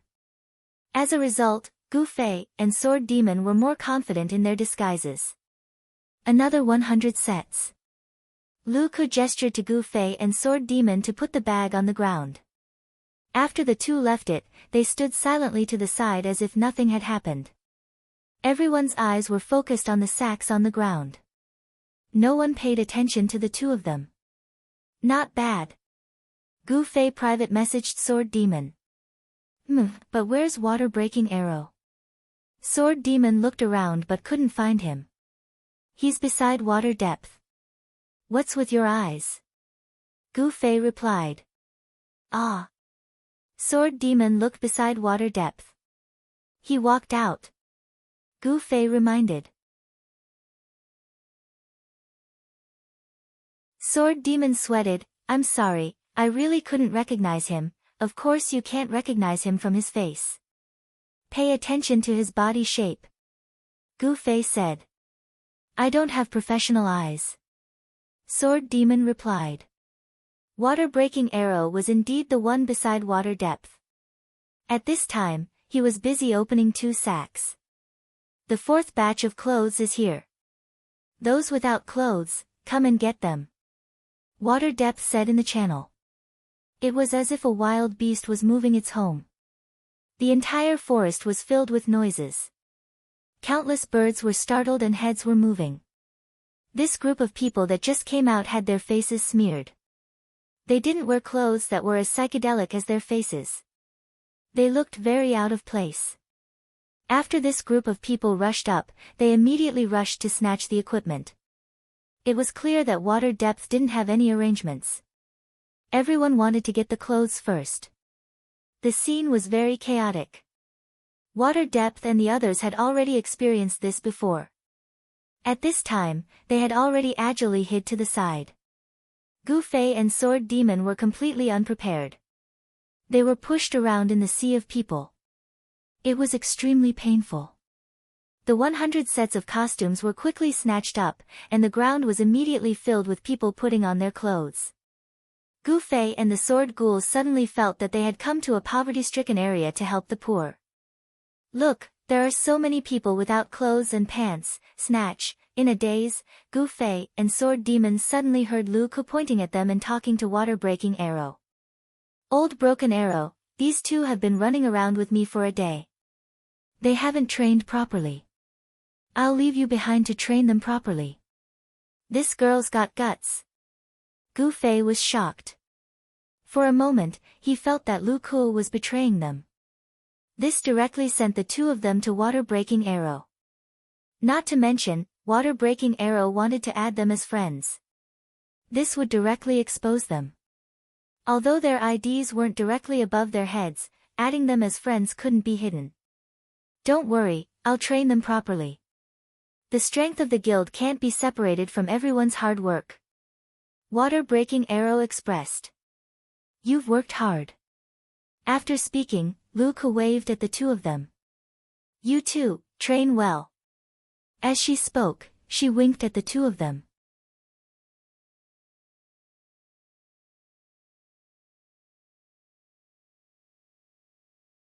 Chapter 505. Gu Fei looked at Lu Ku in surprise. She turned around and casually greeted the two before leaving. He looked at Sword Demon next to her. Tragedy. Facing such a big face, Gu Fei couldn't tell if Sword Demon's expression was shocked or calm. Gu Fei had already experienced the horror of this kind of disguise. The face was extremely asymmetrical because of the strong colors, so many obvious emotions could be seen at a glance. On this face, there was only one word: ferocious. Seeing that Broken Water Arrow was already coming towards the two, Gu Fei hurriedly sent a message to Sword Demon. What if he wants to add us as friends? Of course, refuse. Sword Demon replied while looking at Gu Fei strangely. This question was so retarded. If he added them as friends, his ID would be exposed. Wouldn't that expose him? Refuse. Isn't that too suspicious? Why find a reason? Gu Fei said. My friends list is full. Sword Demon replied. Huh? Is that okay? Gu Fei was surprised. Of course. The game has been open for so long. It's rare that the friends list isn't full. Sword Demon said. Gu Fei was feeling inferior. He didn't know that there was a limit to the friends list. Broken Water Arrow stood in front of them. This was the second time the three of them met in a short period of time. However, it should be a meeting of strangers. Broken Water Arrow. Broken Water Arrow stood in front of the two and introduced himself in a concise and powerful manner. In fact, there shouldn't be a need for this because everyone in Extreme Frost knew who he was. However, he would still do this. He just used this as an opening remark to signal Gu Fei and Sword Demon to introduce themselves. As early as when he proposed this plan, Gu Fei had already thought of the problem of using a fake ID. Drunk and flying, he had already made up a name using his real name and game ID. Just as he was about to say it, he was suddenly touched by Sword Demon. While Gu Fei was stunned, a message flew over. He opened it and saw that it was from Sword Demon. Your name is Rice Soup. What kind of stupid name is that? By the time Gu Fei replied, the sword ghoul had already introduced himself. White Sands. Rice Soup. Gu Fei didn't dare to reveal any flaws, so he could only follow the Sword Demon's instructions. The name given by Young Ku. Sword Demon replied at this time. Gu Fei immediately understood. Fake name. How could he use a fake name to sneak into someone else's guild? Everyone's ID was clearly recorded in the guild list, and people could casually browse through it. Drunken flight? What drunken flight? There's no drunken flight. Wouldn't he be exposed very quickly? He actually didn't think of this. Gu Fei was ashamed. He always ignored the simple rules of the game. As expected, he wasn't as good as Sword Demon and the others. And since this name was given by Lu Ku, it must be someone in the guild. Their class level should match. As for whether it was real or fake, Gu Fei guessed that the girl must have thought about it before choosing the name, so he didn't have to worry too much. I hope we can have a pleasant cooperation. Broken Arrow had already extended his hand towards the two. Sword Demon held it first, and Gu Fei followed. Broken Arrow's strength was still measured, and Gu Fei purposely added a bit more strength. He didn't know if Broken Arrow had the same judgment as him when they shook hands, but it was better to be careful. He couldn't be careless with these details. In addition, Gu Fei could recognize Broken Arrow from his body shape, but he believed that Broken Arrow wouldn't be able to recognize him like that. Broken Arrow's thick waist, legs, and neck were characteristics that normal people rarely had, and Gu Fei's body was the common kind of well-proportioned type. Only when he wore underwear would people notice that his body was abnormally lean and strong. This point, the mage robe was a very good cover. This lazy nightgown-like clothing wouldn't expose the body's muscles, not to mention that there was another robe on top of the robe. If it was the fighter's signature Do-Chi suit, then it would be over. That equipment loved to show off the body's muscles, causing many male players who didn't have a good figure to choose a fighter to give up on picking up girls. The greetings ended here, and there was no unnecessary nonsense. Follow me. Broken Arrow turned around and walked forward. This person is quite straightforward. Gu Fei actually quite admired this type of person who didn't talk much, but with one look he could tell that they were the capable type. Yeah, a bit like a soldier. Sword Demon said. I don't know, I've never dealt with a soldier before. Gu Fei said. Okay. I haven't either, I imagined it. Sword Demon was honest. Most normal people didn't have this kind of experience. The ones they had seen were mostly soldiers who had retired from the army for many years. Their edges had been ground away by life, and they were no different from normal people. Everyone's impression of this type of person could only come from movies and television. From this point of view, Broken Arrow was in line with the image of a resolute soldier. Every step he took gave people a feeling of cleanliness. Let's not talk anymore, let's keep up. Gu Fei and Sword Demon ended the private chat, and followed Broken Arrow's footsteps. Deeper in the jungle, this seemed to be the official training base of Deep Cold. From time to time, Gu Fei could feel a murderous aura beside him, often appearing and disappearing. Obviously, it was a glimpse of someone in the process of hurriedly running. From time to time, there was the sound of arrows whistling through the jungle. From the side of Broken Arrow's face, Gu Fei saw that every time there was this sound, he couldn't help but slightly frown.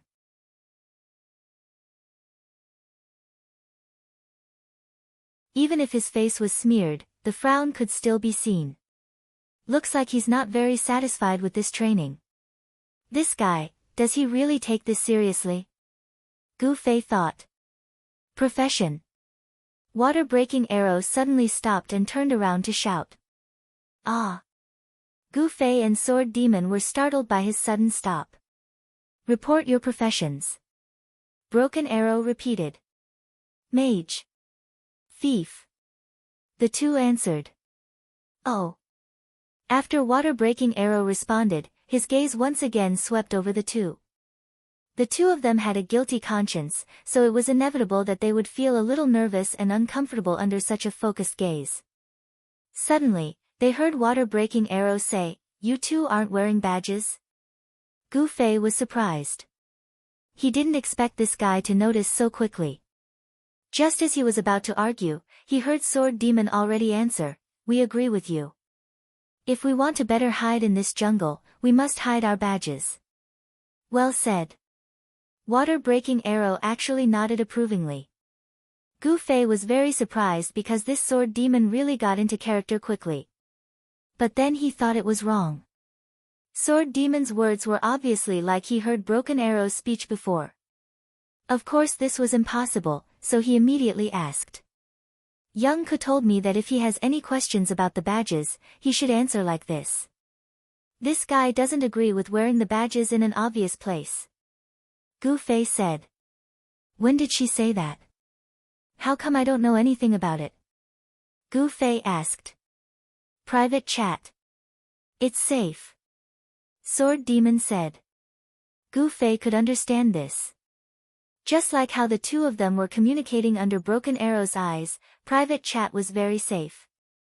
But, why didn't she tell me? She doesn't have your friends list. Sword Demon said.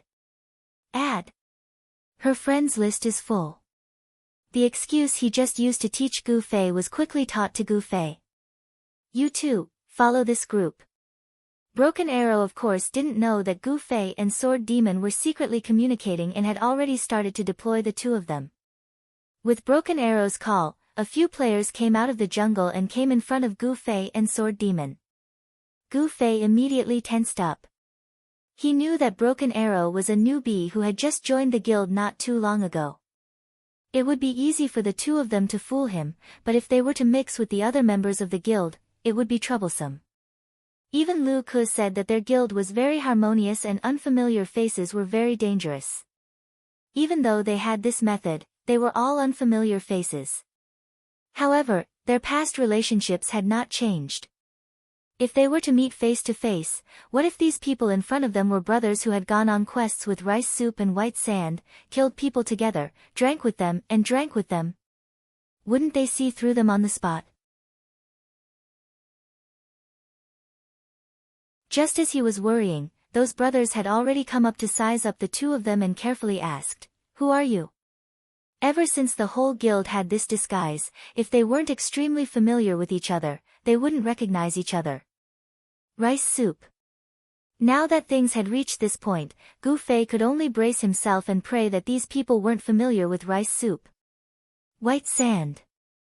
Sword Demon also replied. Oh. The person on the other side called out, causing Gu Fei's heart to jump. Then he saw him clap his hands, so it's the two that joined recently, welcome welcome. When Gu Fei heard that he was pretending to be a newcomer that the other party wasn't familiar with, wasn't this a good opportunity to act freely? He was overjoyed, and when he looked at the sword ghost, he was also relieved. He sent a message to Gu Fei, that woman, it turns out that everything was arranged properly. Why didn't she tell me? She gave me a big fright. Be content. At least she told you a little. Gu Fei replied. Thinking about it, Sword Demon at least knew the fake name and how to explain the badge. If these two people went their separate ways, wouldn't he be done for? He is the leader of this group. You guys learn from him first. Water-breaking Arrow said.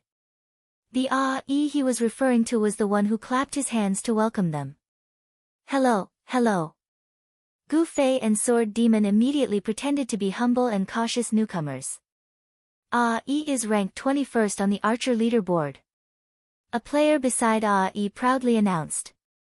Amazing, amazing. Gu Fei and Sword Demon praised. Other than the president, is the best trap technician in our guild. Another player promoted to his friend. Admirable. Gu Fei and Sword Demon continued to praise. Ha ha ha, what a bunch of ignorant brats. Suddenly, a voice came from the forest.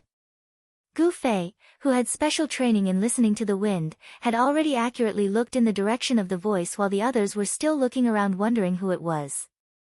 At this time, a group of people came out from behind a tree. To be honest, there wasn't much to describe. Everyone knew what they were wearing. Yo, I was wondering who it was. So it's one of the 7 idlers of Yulin. Someone beside looked at this group of people strangely. Sword Demon and Gu Fei looked at each other. Gu Fei sent a message to Sword Demon, you said it was a harmonious guild. It can't be helped. Where there are people, there will be conflicts.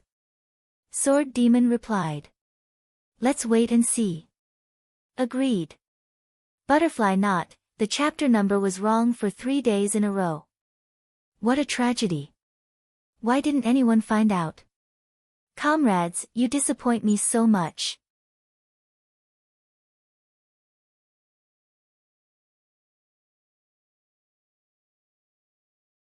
Chapter 506.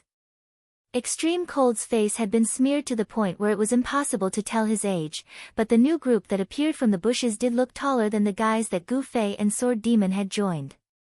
Coupled with the fact that the other side called him kid, Gu Fei could be sure that he and Sword Demon had joined a group of immature kids. And this group of guys from the adult group didn't have a small background. From the words of the kids, they were actually one of the 7 idlers. Although it was a group of jokes in the mouth of this player, the joke was only their temperament, not their strength. In terms of experience alone, they were second only to the top 10. If they had some powerful equipment or powerful skills in their hands, it was not impossible to surpass the top 10. After all, the level of experience didn't affect strength. Everyone was at the same level. Brother you, this 7 idlers, who's in the position of archer? Sword Demon had already asked in the mercenary channel. Ginkgo T, lurker. Why, is it from Forest Shade City? Did you guys bump into him? Brother you replied. Kill him. Yutian Shinming shouted. This guy wished that all the archers above level 40 would die and he would be the only one left. In front of us. Sword Demon ignored Yutian Shinming. After replying to Brother Yu, he and Gu Fei continued to quietly watch the situation in front of them. Gu Fei counted the number of people. The adult group led by Ginkgo T consisted of a total of 12 people. It seemed to be a complete team. And the young kids group led by IE, including the newly joined Gu Fei and Sword Demon, was only 8 people. But when it came to challenging, they probably wouldn't count the newly joined Gu Fei and Sword Demon as brothers in the same trench, so there were 6 people. Young people had always been fearless. Kid, let me teach you a lesson and let you understand what a real trap technician is, Ginkgo T said as he walked at the front of the group. IE snorted disdainfully, with just you. Although he was ranked 21st among the archers, the principle was the same. Everyone was on the same level, and this ranking did not represent strength. He was not afraid of Ginkgo T, which was ranked 10 places higher than him. The two of them took a few more steps forward and stood opposite each other. There's no need to say more about the rules, right? Ginkgo T said. Of course. Smiled. Gu Fei and the Sword Demon were at a loss. Why are you looking at me? Ask your old friend. Gu Fei messaged Sword Demon. Sword Demon sent a message to Lu Ku. There are 2 lurkers who seem to be competing. Everyone knows the rules. What rules do you have? Within a certain range, the first to fall into the trap loses within the agreed time. If no one falls into the trap, then the one who gets hit by the most arrows loses. Lu Ku replied as if she was not unfamiliar with it. This is very dangerous. The parallel world did not provide a stage for players to train and learn from each other. Fighting was PK, and if there was death, there would be PK points. So it was not easy for 2 friends to practice PK skills. After all, the damage in the game had a minimum and a maximum. Experts like Gu Fei could control it, but ordinary people relied on luck. As for critical hits, fatal attacks, and other attacks that had a high probability of appearing, even Gu Fei could not control them. The accidents were obvious. No, they will use the lowest damage equipment. Lu Ku said. There are all kinds of attribute points on the equipment, and it's not as simple as just affecting the damage. Different equipment has different attributes, and there are different ways to play. If you can't use the equipment that you most often configure, what's the point of practicing? Sword Demon said. Practice? Are you kidding me? Do those brats look like they're practicing? They quarrel all day to fight over who is strong and who is weak. It's so annoying. Which 2 are they now? Lu Ku asked. Ginkgo T. Sword Demon told her. Oh. Lu Ke did not comment again. Sword Demon then relayed Lu Ke's words to Gu Fei. At this time, the two people in the field, after someone came out of nowhere and shouted, "Start!" they each buried their heads and rolled, disappearing into the grass. As for the others who were watching the battle, they all consciously stepped back and skillfully left a blank space for the two of them. The forest was quiet. Occasionally, there were sounds, but most of them came from a distance. In the place that could be seen, there would occasionally be a slight sound of grass rubbing against each other, but it was extremely soft. It was hard to tell if someone was moving or if it was just a gust of wind passing by. Even if Gu Fei had the ability to feel murderous intent, he could not completely grasp the movements of the two people at this time. Why would the two people in the duel look at him? Sigh, what's the point of doing this? Just directly attack. Gu Fei really had no love for this kind of duel. On the other hand, the sword ghost was different. He had researched all of the in-game combat styles. At this time, his expression was focused. There was clearly no one in front of him, but he watched very seriously. If there was even the slightest movement, he would immediately look around to see if there was any change. At this moment, this guy was probably simulating in his heart how he would deal with it if he were in this situation. This kind of duel could be considered a new experience. Only the lurkers in Forest Shade City, who trained and fought under such conditions for a long time, could develop such a unique fighting style. If it were any other main city, even if two lurkers fought, it would not be like this. First, there was no such geographical conditions. Second, there was no such habit. Third, there really was no such skill. It had already been 3 minutes, and the two people in the duel were nowhere to be seen. No one knew what they had done in these 3 minutes, whether they had fought, whether they had been injured. No one knew. No one knew anything. There was only the forest, the grass, and a circle of idiotic players in front of them. Whoosh! There was finally a sound in the circle. This sound was not sudden for the audience at all because everyone had been waiting for a long time and was fully mentally prepared. Finally. This state was called, finally. The sound of the arrow rang out in silence. Gu Fei, who was experienced in listening to sounds, locked his gaze in one direction with this sound. And Sword Demon, who understood Gu Fei, followed Gu Fei's gaze and locked his gaze in one direction, so his gaze quickly collided with a tree. Sword Demon cursed and quickly adjusted his position to stand next to Gu Fei. The forest was like this. The two were a few steps apart, and their vision was completely different.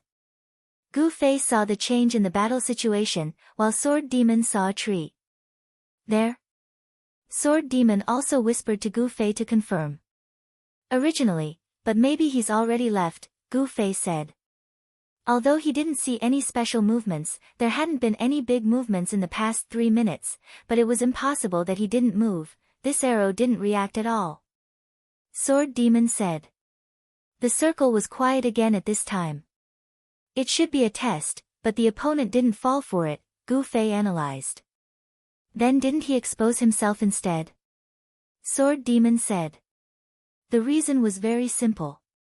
The guy who looked for someone with a flashlight first exposed himself first. I don't think so, Gu Fei said. Why? Sword Demon asked. Because I didn't find any traces of him. It sounded quite arrogant, but there was a reason behind it. In fact, whether it was the duelists in the field or the spectators like Gu Fei, everyone saw and heard the same.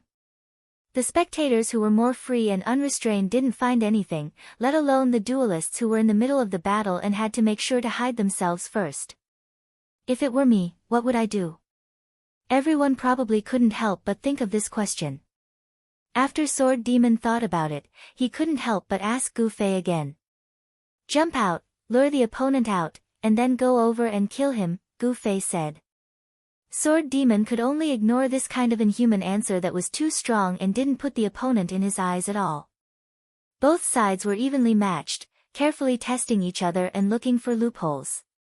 Perhaps this was the best way. And that was exactly what these two fellows were doing. Sword Demon thought so. So after that arrow, another 2 minutes passed, during which 2 more arrows were released, but there was still no movement.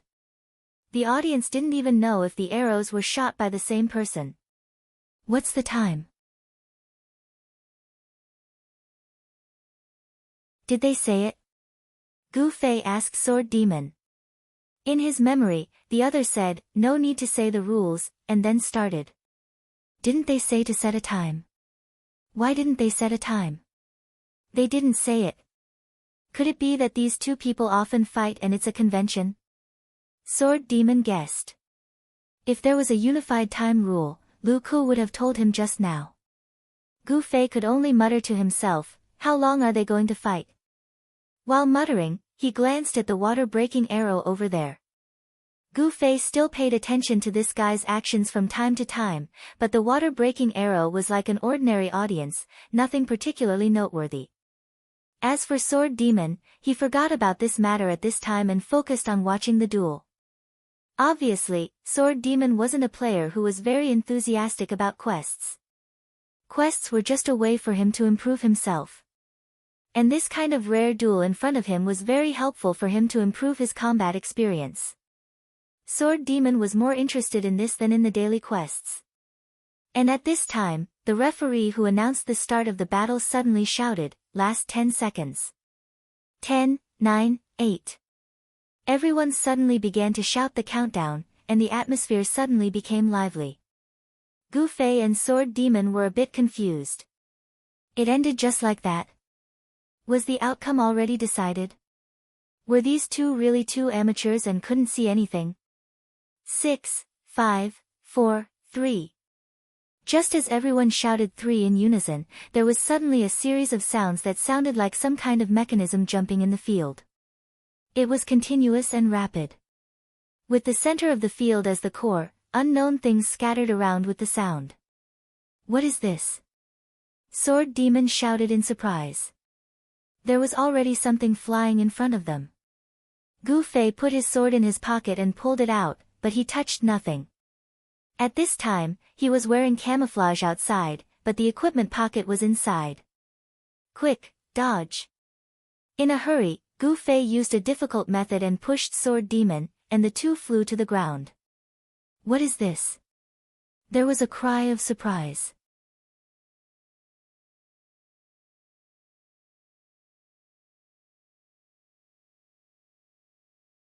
Chapter 507.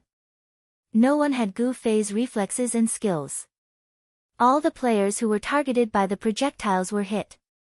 Except for one person, Broken Arrow. Sure enough, he had some skill. The moment Gu Fei pounced, he didn't let go of this opportunity to observe Broken Arrow. He saw Broken Arrow dodge the projectile with a sidestep. If it wasn't to save Sword Demon, Gu Fei's dodging method would probably be the same as his. At the same time, Broken Arrow's gaze fell on the two of them. Although they fell to the ground awkwardly, they were the only two players in the field who weren't hit by the attack. Don't panic, this attack doesn't do any damage. At this time, a person in the bushes slowly stood up and looked at Gu Fei and Sword Demon. Although the messy face made it impossible to read his expression, just from his tone, everyone could hear that he was relaxed. One could imagine the kind and warm smile on his face, or rather, a pretentious smile, Ginkgo tea. There was a clear difference between his voice and Ah Yi's, it was obvious it was him. Just as he had said, the damage dealt by this attack was so light that it only tickled the nerves of the players who had been hit. Meanwhile, Gu Fei and the Sword Ghost, who had collapsed to the ground, were seen as symbols of excessive panic. Many players looked at them with disdain. Only the water-breaking arrow looked at the two with a different gaze than before. Ah Yi, are you still not coming out? Ginkgo tea continued to shout in a relaxed tone. The countdown stopped because of this attack, but 3 seconds had already passed and the duel was over.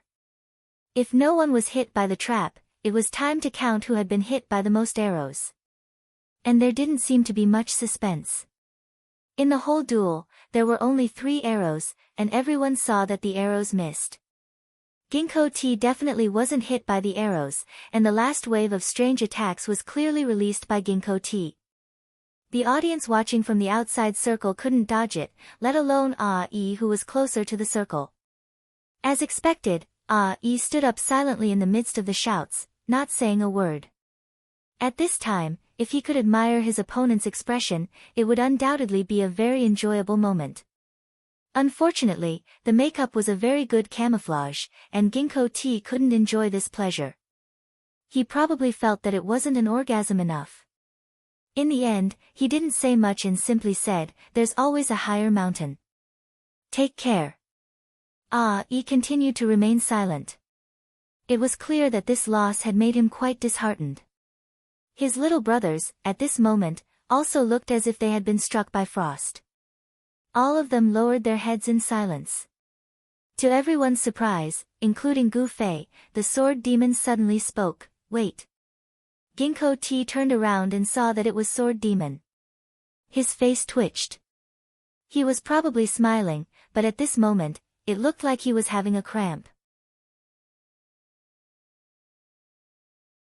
After twitching, he said politely, "Brother, you weren't hurt just now, right?" "Sorry about that." "What skill was that?" Sword Demon asked. "I don't think I need to tell you about this, do I?" Ginkgo T said disapprovingly. When it came to this kind of unfamiliar skill, players usually had two attitudes. One was to show off, to announce the powerful effects, data, and uses of the skill to the world, arousing the envy and worship of others. The other was to hide it. Although they knew how to use it, they didn't want others to know too much about their skill, so they wouldn't reveal the data and effects of the skill. Ginkgo T's attitude right now was clearly the latter. And Sword Demon was an old player, so he should understand this very well. When it came to the first type of person, even if you didn't ask, they would still brag. When it came to the second type, even if you asked, they wouldn't say.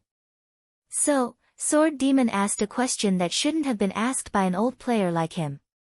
The way he looked at Ginkgo T was like looking at an ignorant newbie. "I don't want to ask too much, but at the very least, your skill should be a trap, right?" Sword Demon said. "I don't need to tell you about this, right?" Ginkgo T said.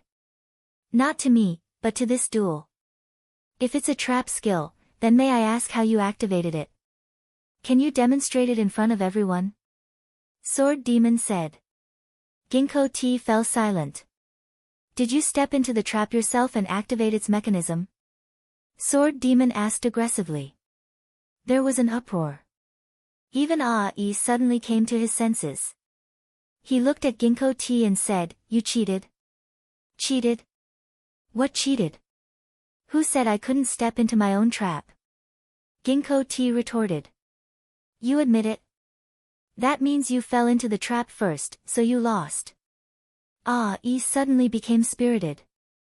"TSK, I stepped into my own trap, not yours." "What are you so proud of?"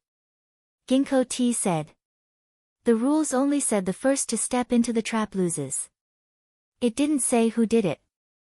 Ah-E said. "Nonsense, that's because there's no need to say it. Who would step into their own trap? Do they have a bruise on their head?" Ginkgo T said loudly. The forest suddenly fell silent. After a while, there was a burst of laughter. Especially Ah-Ye's group, their laughter was especially loud. And Ginkgo T's group was very embarrassed. Ginkgo T just wanted to say, "Stepping into your own trap doesn't count." This was an axiom that everyone understood. In the end, he was too anxious and made a mistake. Sword Demon didn't laugh. He looked at Ginkgo T and continued, "According to what you're saying, stepping into your own trap doesn't count. That's based on the premise that no one would step into their own trap. Then you stepped into your own trap, so it's also against the rules." The loser always has a lot of excuses." Ginkgo T said disdainfully. "The loser is you." Ah-E shouted. "You look very unconvinced." "If you're not convinced, then let's fight again. What's with all this nonsense?" Ginkgo T said with disdain. Come on, I'm not afraid of you. Ah Yi's voice was very loud. Gu Fei could only facepalm on the side. Young people, they really didn't know much about the world. They even fell for such a simple provocation. Although Ginkgo T didn't admit it verbally, everyone knew who won and lost. For someone like Ginkgo T who could still shamelessly argue after being exposed, it was obvious that he was a dead pig. He wasn't afraid of boiling water. Even if Gong Zheng won against him, he would have 10 million reasons to deal with him. It was extremely difficult to convince this kind of person. Moreover, in those duels just now, although Ginkgo T cheated, Yi didn't seem to have any powerful means of winning. If he rashly agreed to fight Ginkgo T again, he was a classic example of someone who didn't use his brain. Forget it. Gu Fei stepped forward and stopped Yi, who was about to enter the ring again. Oh. Are you afraid? Ginkgo T chuckled. Don't stop me. This kind of guy, I have to make him lose wholeheartedly. Yi was angry. Such words should be said by someone with strength. Be honest. Are you 100% confident in beating him? Gu Fei said. Yi fell silent. If he was confident, he would have won just now. He wouldn't have given Ginkgo T the chance to cheat in the last 3 seconds. If you don't even have this kind of confidence, how can you make him lose wholeheartedly? Gu Fei asked Yi. Yi fell silent. Alright, let's go. Gu Fei gestured for Yi to return to his companions. Yi walked in a daze, as if he was still thinking about Gu Fei's words. However, behind him, Gu Fei had already rolled up his sleeves and said to Ginkgo T, come, let me make you lose wholeheartedly. Fuck. Everyone booed and jeered. Even Sword Demon felt that Gu Fei was too shameless.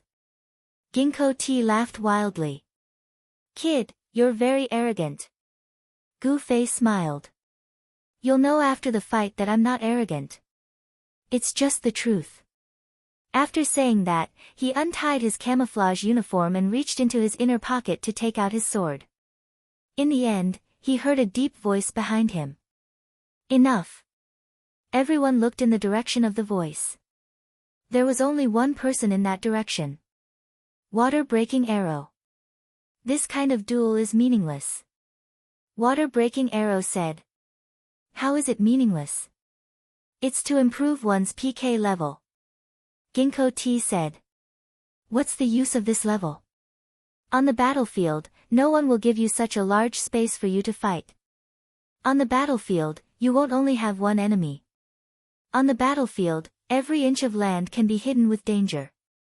Your so-called duel is just a boring game. If you want to win in the future city battles, you'd better think about how to use your individual abilities in a chaotic situation to win the overall victory.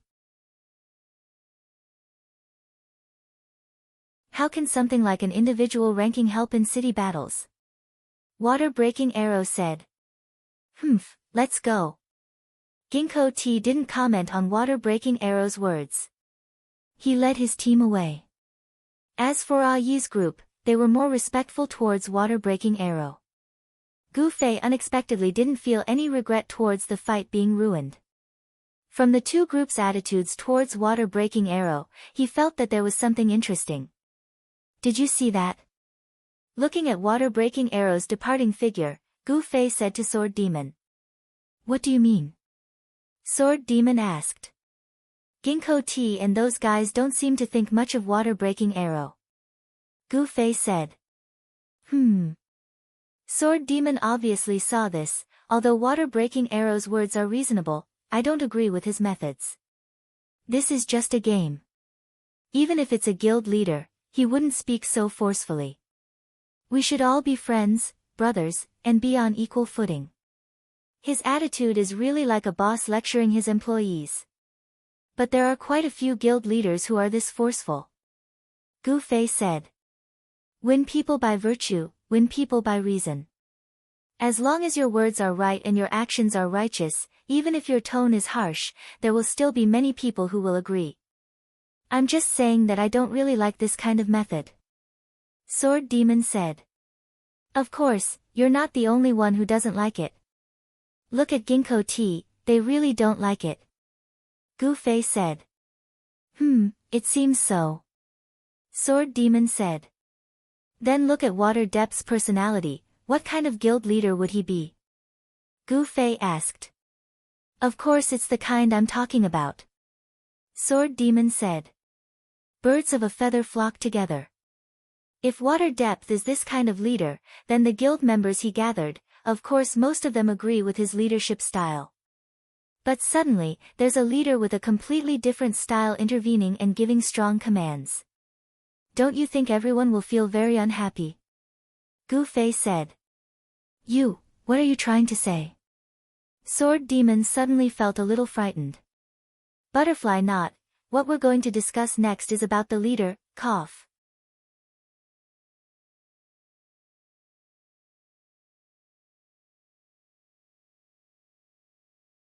Chapter 508.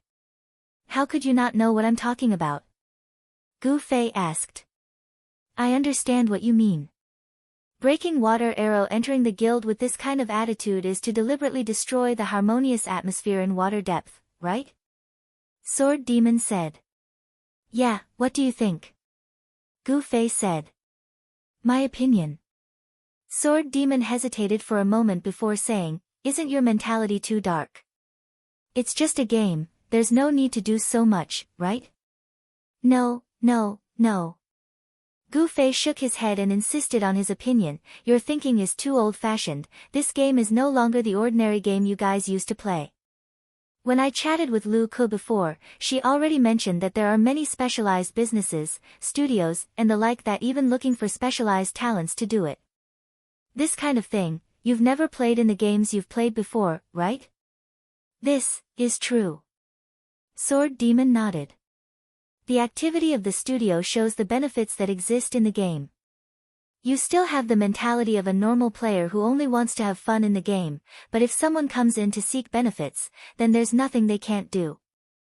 Don't forget, in this world, there are no laws. Gu Fei said. The more you say, the more mysterious it is. Sword Demon said. Let's wait and see. There are already signs of it. I feel that in this game, the strongest guild won't be an organization like before, but definitely supported by a studio and other interest groups, relying on benefits to win over people's hearts. Gu Fei said. What benefits to win over people's hearts? Sword Demon was a bit confused. Wages, big bro. Gu Fei said. Wages. You mean, in the future, the guild will be like a real company? Sword Demon said. Not everyone is like this, but the strongest, I think it will be like this. Gu Fei said. Sword Demon thought, he couldn't figure out if Gu Fei's thinking was too naive or too trendy. Fan Tang, Bai Sha. Ai and the others came over to greet them. Thank you for just now, Ai said. Sword Demon and Gu Fei had come out one after another just now. Speaking of which, they were on Ai's side. Everyone could see this. Ai came over to express his gratitude. Ha, it's nothing, the two of them said. You two aren't spies? Ai asked. He had probably already secretly appraised them, so he asked out of politeness. Assassin. Lightning Mage. The two of them introduced themselves. That Ginkgo tea guy, I'll teach him a lesson next time, Ai said. He had to give an explanation for the previous battle. We're all brothers. What's the point? Let's just play around. Sword Demon was really a good brother. Not only did he act as a spy, but he also helped Water Depths maintain the harmony of the guild. Ai and the others didn't comment. After a moment of silence, they changed the topic and introduced everyone in their group to Gu Fei and Sword Demon. Apart from Gu Fei and Sword Demon, the six of them were all spies. As expected, they were good friends who fought together, picked up girls, and farmed monsters. Because Gu Fei and Sword Demon had spoken up for justice in the previous duel, they clearly expressed that they didn't mind the two of them joining their group. Ha, you guys get to know each other better. I'll be leaving first, Gu Fei said to the others. Where are you going? Yi and the others were surprised. Now that there was nothing else to do, they were preparing to train the two new members in jungle combat skills and teamwork. I'm going offline to sleep. I still have work tomorrow. Gu Fei waved at everyone and left. Yi and the others watched him leave as if they were looking at a monster. It wasn't uncommon for office workers to play games, but because office workers didn't have much free time to play games, they would try to play as much as possible at night. It was extremely rare for office workers to go offline so early.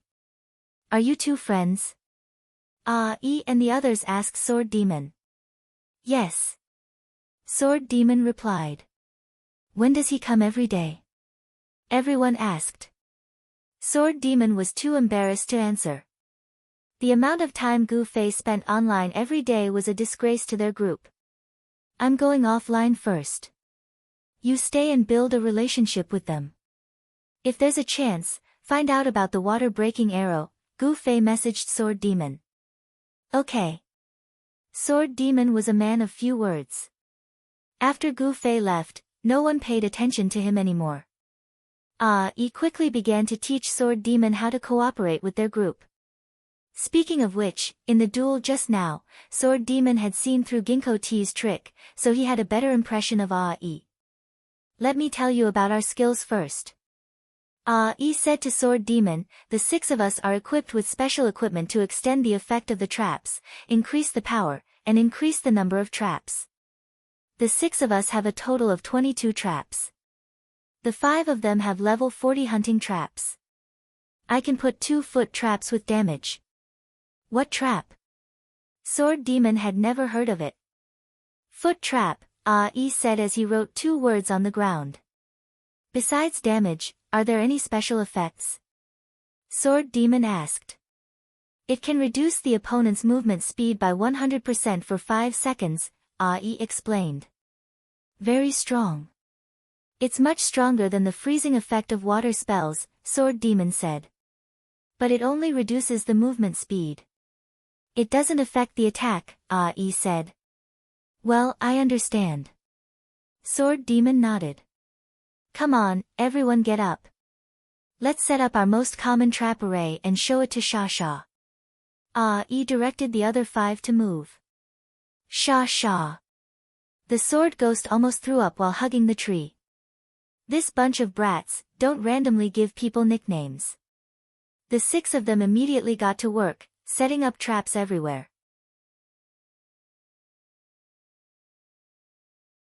After Yi was the first to finish setting up the traps, he returned to Sword Ghost's side and began to explain to him how large the range of the trap formation was, which areas were controlled, which areas were empty, which areas were filled with traps, where they would hide, where they would launch their attacks, how to make the next step, and so on. Sword Demon listened and nodded. This was a level of skill that he had never touched on before. Then what should I do? Sword Demon couldn't help but feel a little immersed. Of course you already know where it's safe to stand in this trap array, but safety doesn't mean you can stand anywhere you want, you know? Yi said. I know, my position also has to match your position outside the circle, so that it doesn't affect your line of sight and attack angle.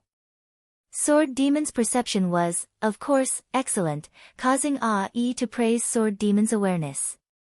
Although there are many changes in the arrangement of the trap array, just like the one we're setting up now, we have some established plans and numbered them. This set, we call it version C. When you hear version C, you should know the position of each trap.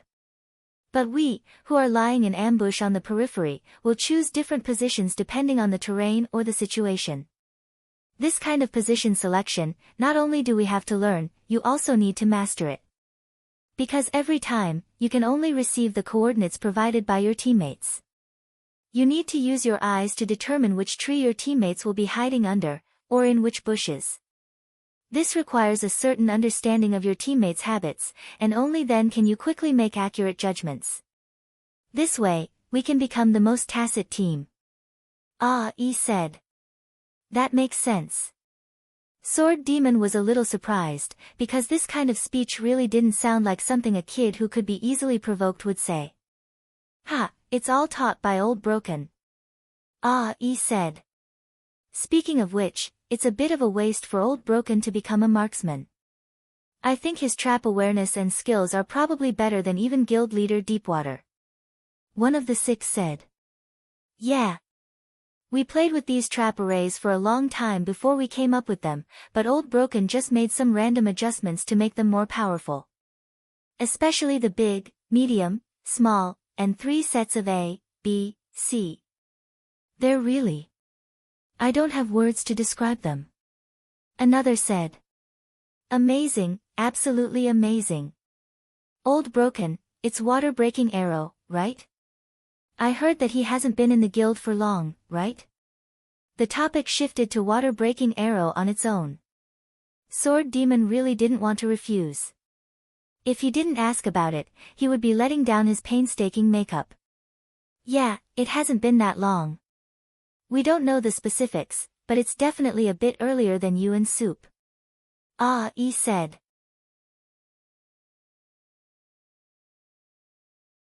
Oh. After joining the guild these past few days, he's been the most talked about. Sword Demon said. Yeah, just from the few sets of trap arrays he designed, we know he's not an ordinary person. Ah, he said. Such a powerful person, was he someone from Forest Shade City? Why haven't I heard of him? Sword Demon expressed his doubts. I haven't heard of him either.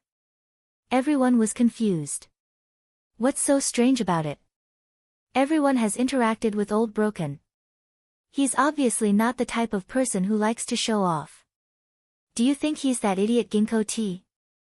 Our guild is really lucky to be able to meet this kind of person and pull him into the guild.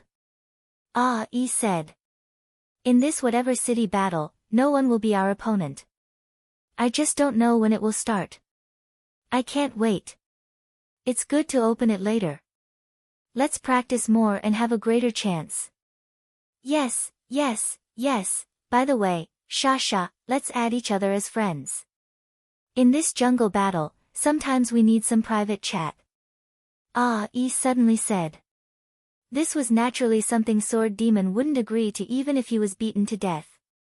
He quickly said, I'm really sorry, my friends list is full.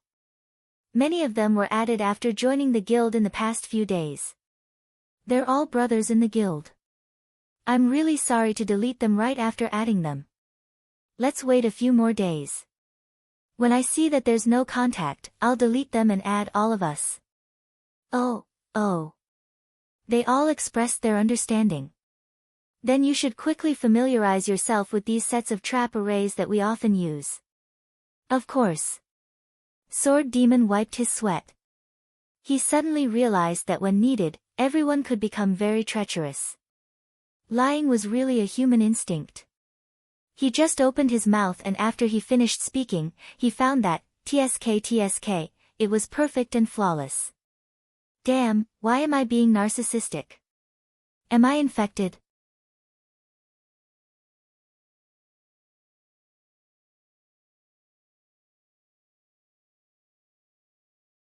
Chapter 509. For the entire night, Sword Demon followed IE and the others through the forest, familiarizing himself with the traps, paying attention to his own movements, and paying attention to the habits of IE and the others. Even though IE's words were clear and logical, after a night of understanding, Sword Demon realized that they were just talking. Flawless teamwork was not something that could be practiced overnight. However, the traps on the ground weren't undeserved. Because Sword Demon had to be in the middle of them to move, he had a deep understanding of them. Ah. It seems like it's morning already. After a night, IE walked out from behind a tree while stretching.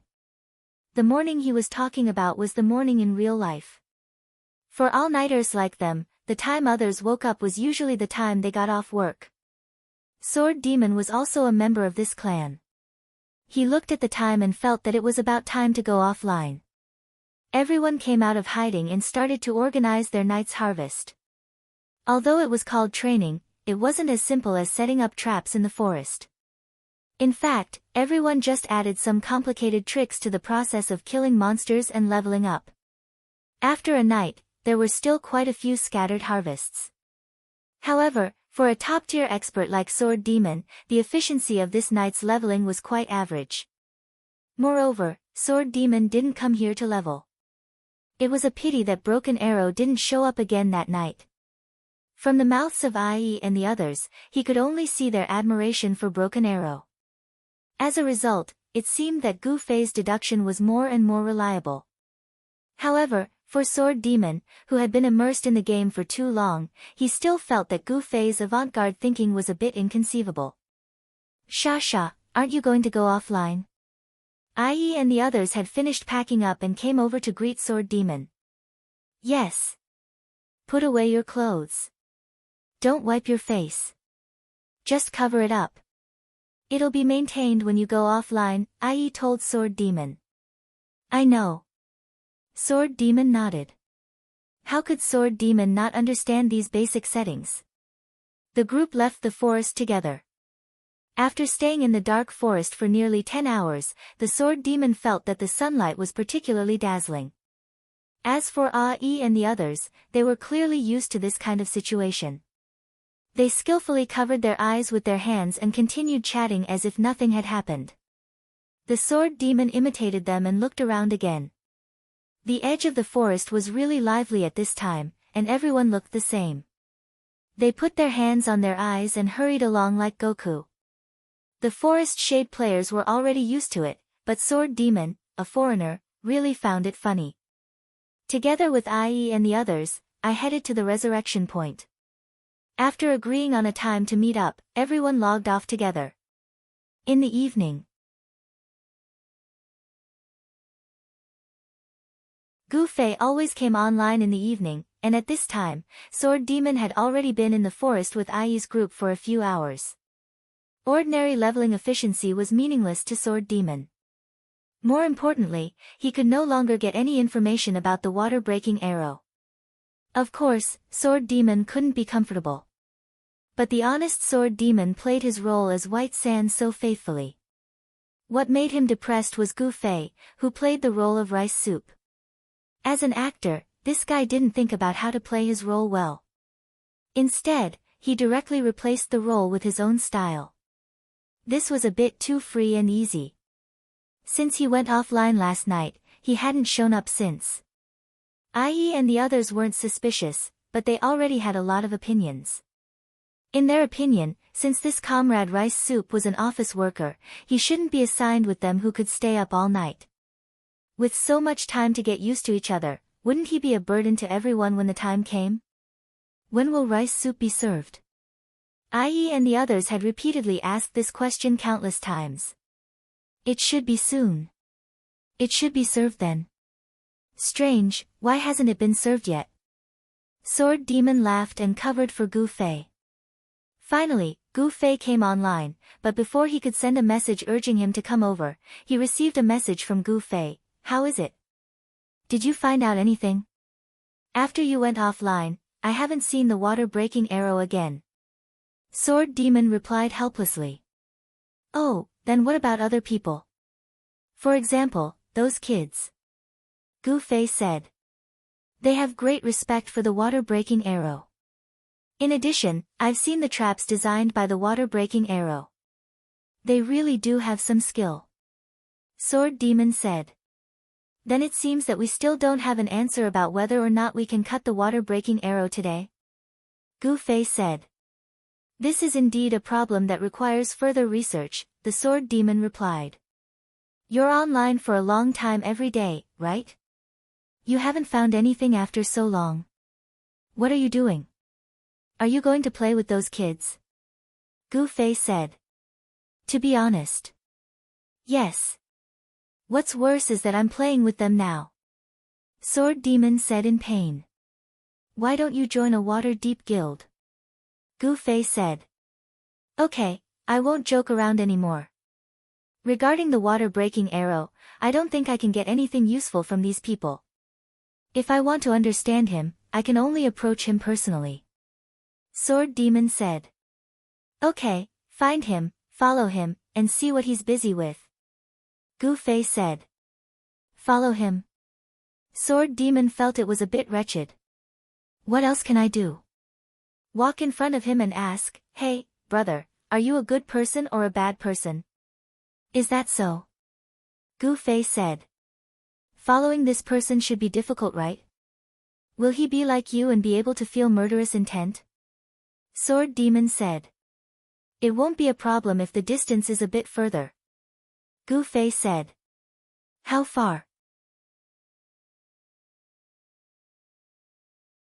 Sword Demon asked. 10 meters should be fine. Gu Fei said. Okay, then there's another problem. Where are we going to find the water-breaking arrow? Sword Demon said. Find your old friend. Let her find an excuse to ask around. She can shout in the guild channel and won't be able to find out where the water-breaking arrow is? As long as he's with a Water-Deep Guild member. Gu Fei said. Sword Demon immediately sent a message to Lu Ku and asked her to find out where the water-breaking arrow was. That's easy. Lu Ku replied. Speaking of which, you guys have been busy all day, right? Did you notice anything? Sword Demon felt that the word, you guys, was extremely harsh. He was the only one who had been busy all day. Gu Fei went to the group and watched a duel that lasted for 5 minutes without seeing anything.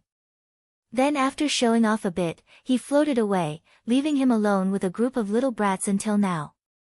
What was even worse was that after answering Lu Ku's question, Sword Demon discovered that his messing around really didn't have any results. His answer to Lu Ku was actually all the deductions that Gu Fei had made yesterday. This guy's idea is quite bold. Sword Demon was an honest person. When he told Lu Ku these things, he didn't forget to tell her that this was the deduction that Gu Fei made after witnessing the water-breaking arrow's behavior. Then I interacted with that group of little brats called A.E. for a night and found out that they really admired the water-breaking arrow. Sword Demon didn't want to admit that he had been busy all night, so he concluded something that he felt was meaningful. But it was obvious that his night was destined to be a tragedy. After receiving this message, Lu Ku replied, you discovered this after one night? Sword Demon, to be honest, I didn't think this was suitable for you from the beginning. Lu Ku said. Sword Demon, but that guy's deduction was reasonable. Lu Ku said. Oh. You don't form a guild now, so you may not be aware of some guild matters. Lu Ku said, let's take the upcoming city war as an example. What kind of position will the final victor have in the main city? What practical benefits will there be? These haven't been officially announced yet, but some studios have already begun to move. Don't you understand the situation of studios? Of the larger companies, which one of them didn't have some connections to the game company? When we played Eternal Legend, didn't you find out that Tingfei Studio was sweeping up a lot of Gulan Spring in the market, and then told us that this thing would definitely rise in price and suggested that we buy it if we could? Later, after the expansion pack was updated, Gulan Spring was one of the main raw materials in the production of equipment, food, and medicine. The price skyrocketed, and everyone took the opportunity to make a fortune. Now the guilds are the same.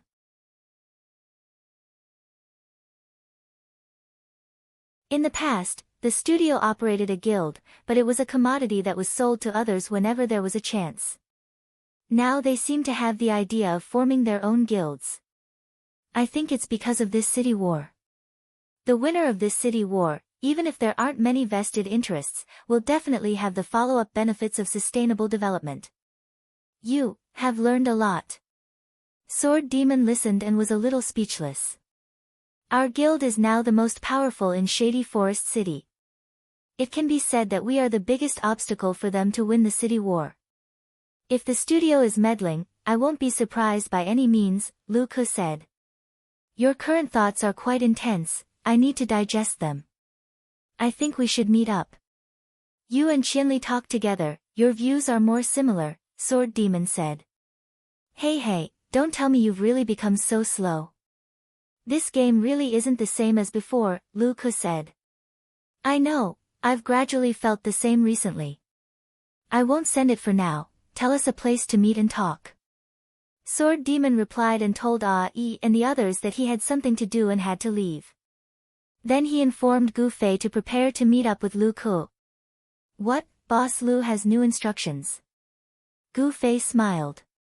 He originally came for the Sword Demon's mission, but now he had the intention of helping Lu Ku remove the hidden danger of the guild.